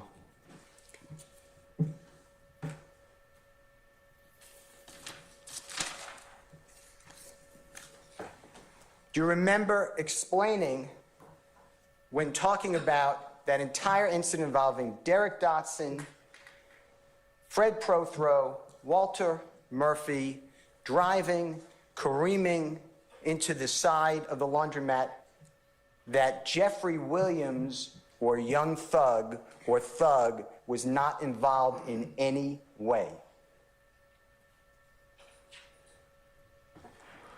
I don't remember the conversation, sir. Do you remember then explaining that they, meaning the detectives, tried to force Jeffery Williams or young thug into it? Remember saying that?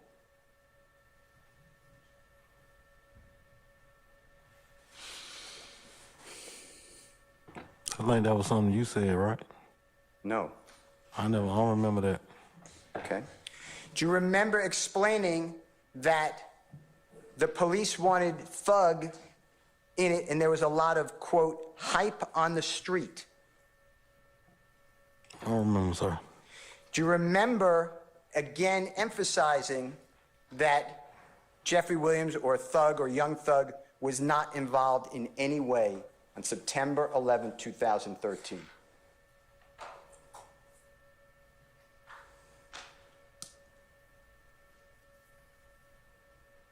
I don't remember the conversation, sir. Do you remember me referring to that jail recording between you and your wife made from the Fulton County Jail? And I asked you, what did it mean when you said, quote, they gave us a story to tell? Remember that? No, sir. Do you remember explaining that what you were referring to is that at the hospital, the police were telling us to lie, put young thug in on it, or face a lot of time in prison? Remember saying that? I don't remember the conversation. Do you remember explaining that you were the driver of that 2004 Nissan Altima vehicle, red vehicle, on September 11, 2013? I don't recall. But explaining that the police wanted you to make young thug the driver. You remember that? I don't remember, sir.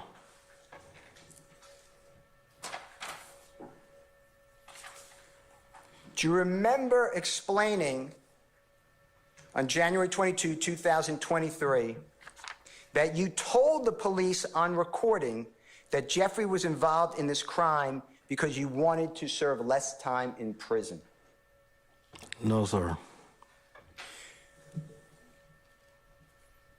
Do you recall explaining that you made calls from the Fulton County Jail that you knew were being recorded to support your lie to the police that Jeffrey was involved on September 11, 2013? No, sir. Do you remember again emphasizing that Jeffery Williams, I call him Jeffery Williams, thug, whatever you call him, was not involved at all with this crime?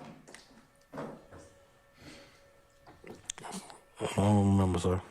Do you remember explaining that Derek Dotson died, God forbid, before your case came to the court, and therefore all the cases involving Derek Dotson were completely dismissed as to you? You remember that? I don't remember, sir.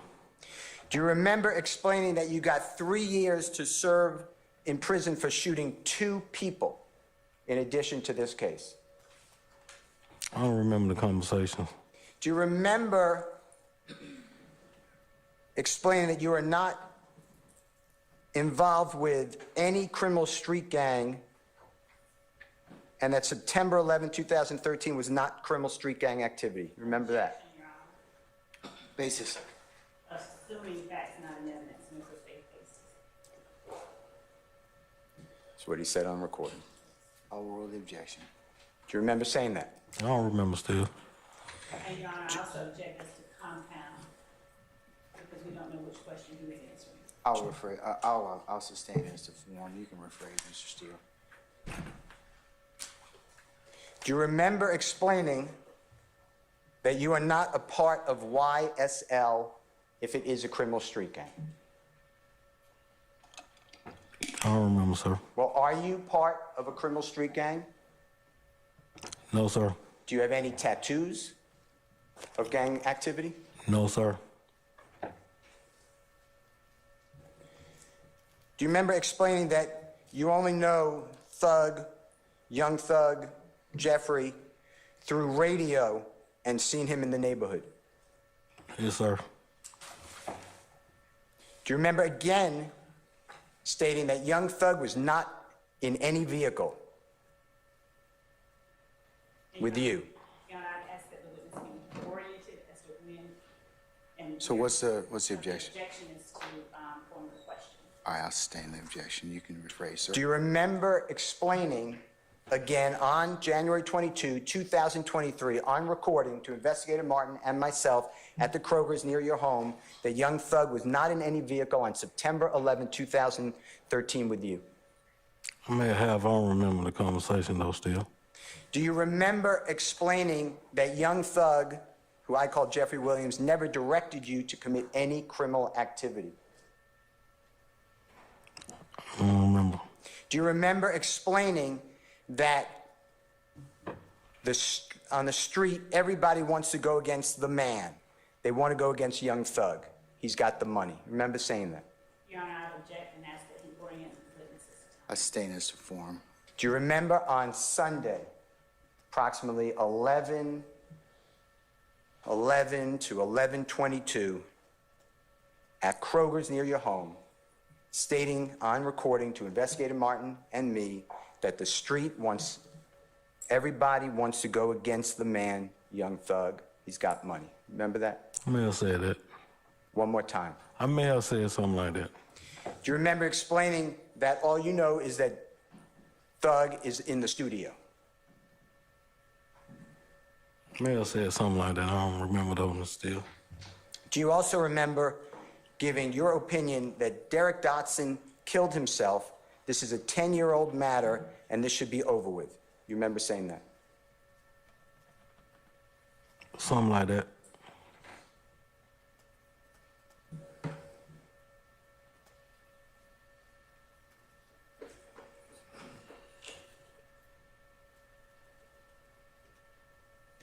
When you were prosecuted for what's in State's Exhibit number 157C as in Colette or Charlie, when that case was prosecuted, you received what's called a sharing of information or discovery. you and your lawyer, from the state of Georgia. Remember that? Never received one, sir. Okay. Do you know whether your lawyer received one? Objection is speculation. If you know. I'll rule the objection. I never seen a discovery. I cannot hear you. I never seen or had a discovery. Have you ever seen any of the memorandum, recording, note of your meeting with the detective at the hospital on September 11, 2013? Objection, assuming facts that are not in evidence. There's no good faith basis for that. There is no such interview. You all come on up. Come on.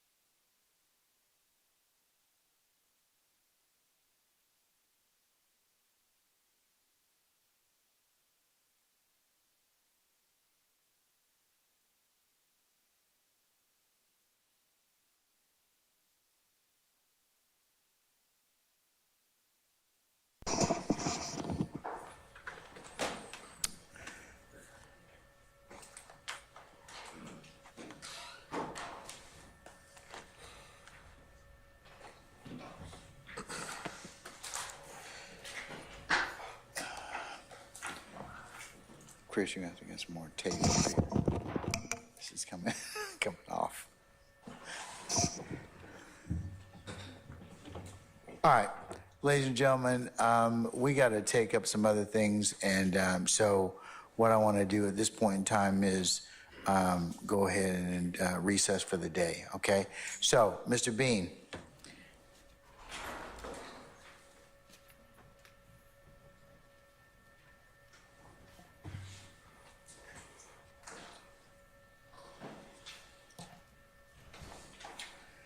I need you to be here for 10 o'clock on Wednesday, March the 13th. Yes, sir. 10 o'clock, Wednesday, March the 13th. You good with that? Yes, sir. Okay. As I mentioned earlier, don't discuss your testimony to anybody except the attorneys in this case, okay? All right, 10 o'clock. Yes, sir. All right, we'll see you then, okay? Yes, sir. Okay.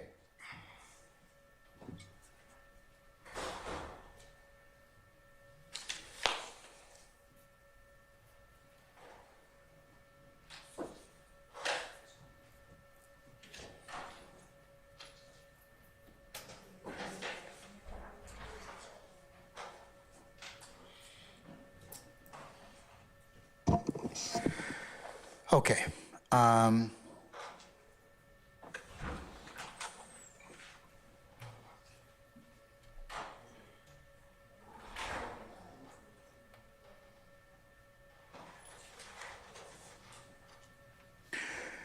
right, ladies and gentlemen, jury, let me go ahead and take up a couple of things with you, okay? As you know, we are going to be in recess tomorrow through next Tuesday, so that's the 5th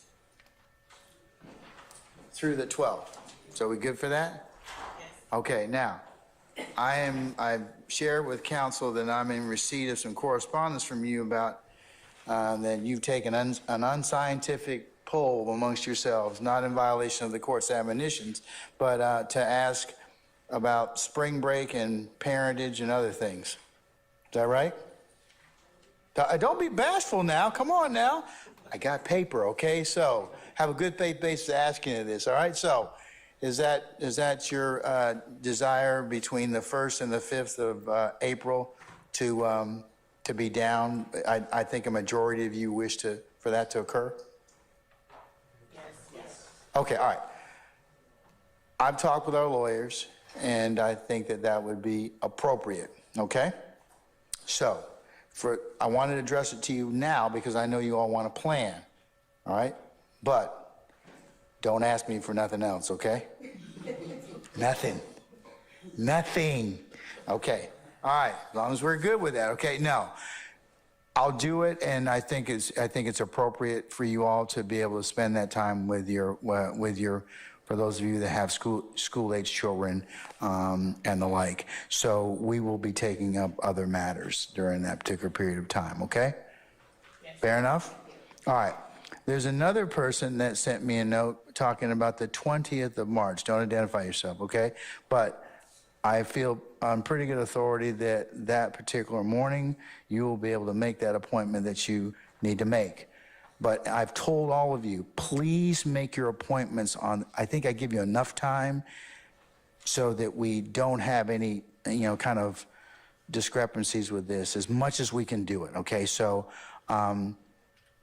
try as much as you can. I mean, I know life happens and we'll flex on that, and we appreciate that, but to the extent that you can make your appointments or on the other days that will be kind of down or have administrative time, please go ahead and do so, okay? So, huh? In recent, a couple of us have been getting some pushback, even though you have been giving us notice. Pushback from who?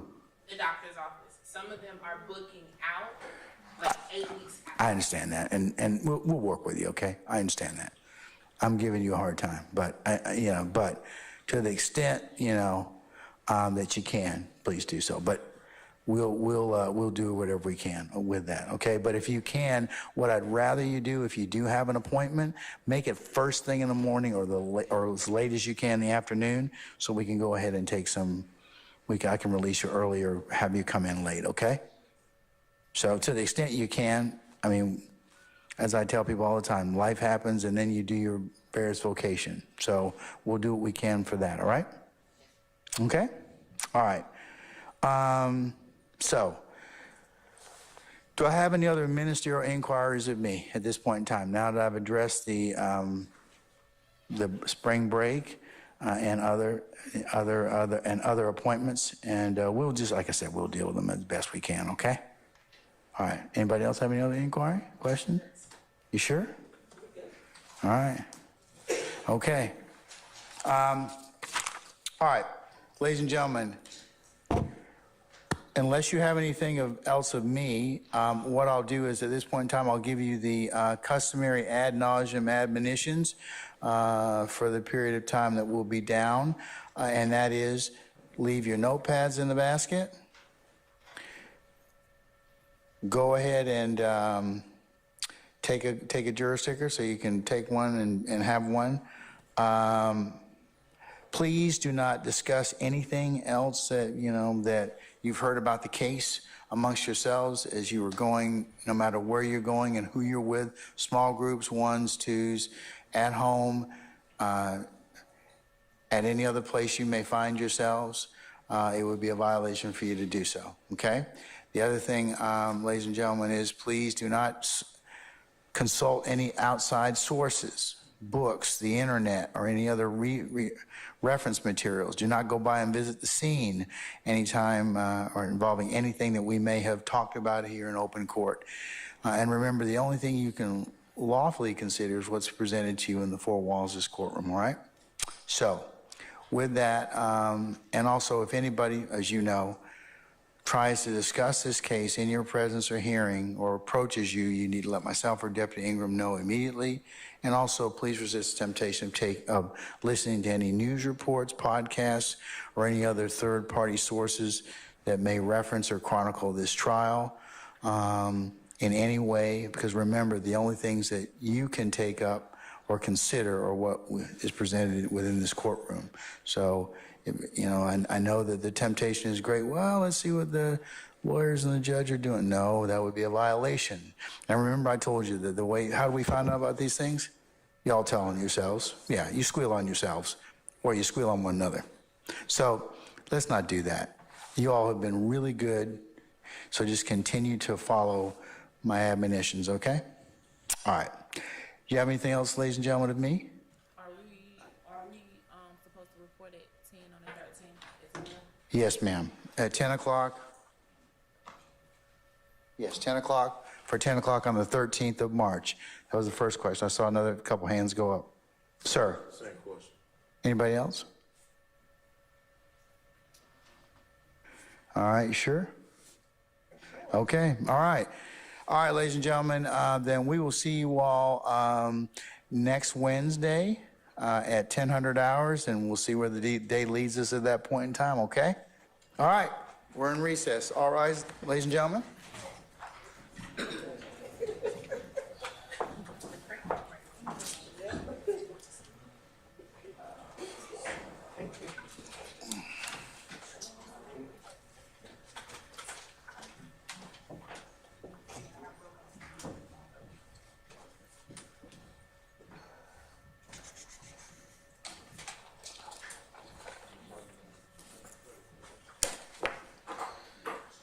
Okay, ladies and gentlemen, please be seated. Our jury has left us.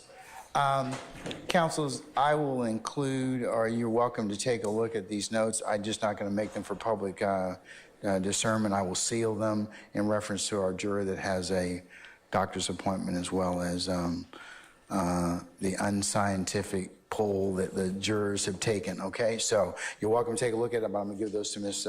Weaver, and they'll be sealed for purpose of record. Okay. The other thing, ladies and gentlemen, as I mentioned earlier, and we'll talk about it a little bit later, but the first of, and I had a bench conference with representatives from the state, Ms. Love, and also Mr. Steele and Mr. Matthews in regards to that week that the jurors are going to be down for those, their children that are in the Atlanta system, Fulton County system, as well as that particular week of starting the 1st of April. It's the court's pleasure for us to take up Monday the 1st and/or Tuesday the 2nd, any outstanding motions that may be had at that point in time. So block your calendars for 1 April, 2 April, that's Monday and Tuesday. And the court is going to give you a little bit of a administrative pause for the rest of the week, okay? But to the extent that we can, I know Mr. Steele's got a couple of motions that I need to take up at that point as well. So, all right. Any questions of me?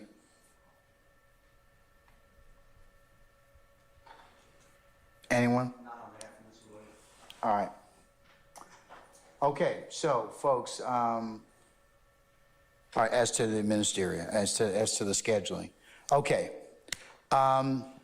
Since our jury has left us and it's advocates and clients and the court, the last thing that we were talking about at the bench was in reference to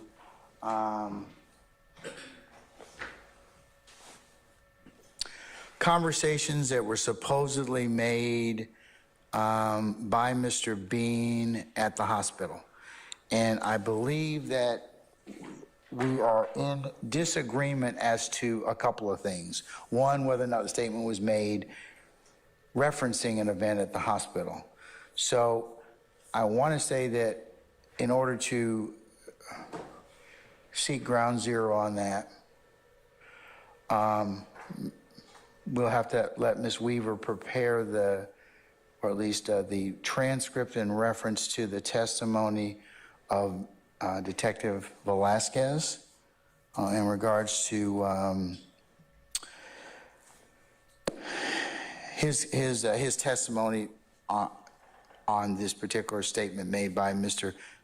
Bean's statements, okay? That also may have to be cross-referenced along with the interview of Mr. Bean, as well as the purported statements that were made to Mr. Steele and his investigator. So, counsels, I'm going to let you all kind of take a look at those three sources and be prepared to kind of talk about those when we come back on the 13th to see whether or not, in fact, that is, if we've been able to find some particular granularity on those particular statements and in terms of whether or not this particular conversation was had at the hospital or not. Your Honor. And Your Honor, I have, if we will address this on the 13th, we can do that. I will be presenting to the court the statements that were made by Detective Lewis, and of course we'll wait. Detective who? Well, Detective Lewis stated that when she went to the hospital, there were 2 males there. Okay, so we'll need her testimony as well. Right. I can give the court the statement that she gave. Oh, I'll the statement or the transcript, the testimony. She has not testified yet. Okay, She has all not right. testified, but Detective Velasquez Referenced her. referenced her going to speak to Frederick Prothro and Walter Murphy. And then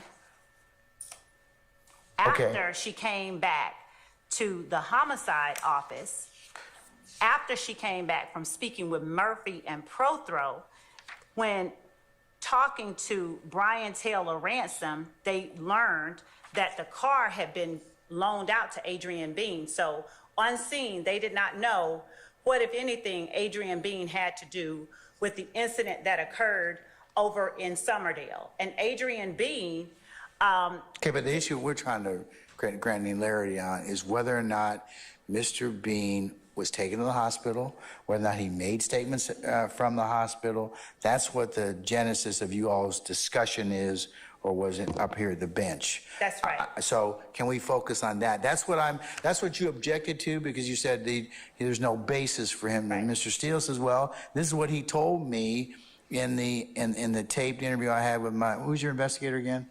James Martin, Jr. Mr. James Martin Jr. So that's what the contention is. That's the base, and that is the basis for the objection, because Adrian Bean never went to the hospital, and I was only. Okay, well, we couldn't, I mean, he might have lied. I mean. To them, yes. Yeah, I mean, and that might be the truth. I mean, he lied about it. So, but whether or not that happened or not, I mean, I want you all to, I mean, I know Mr. Steele wants to know whether or not that is true or not, because he certainly doesn't want to present any untrue testimony to the tribunal. But if he has another good faith basis that he was actually at the hospital, that's what I want you all to find out. Yes, Your Mr. Honor. Steele, I think you need to find that out, sir. Whether or not he did, in fact, because you can't also, I know you would never do this, you cannot tell a witness something that you know is not true either. So, and I know you wouldn't do that, but I think issue, let's just find out. Because if, you know, I mean, there's any number of a couple scenarios that might have occurred in this situation. So I'll let you all figure them out. Yes, Okay. Your Honor. Thank you. We All will right.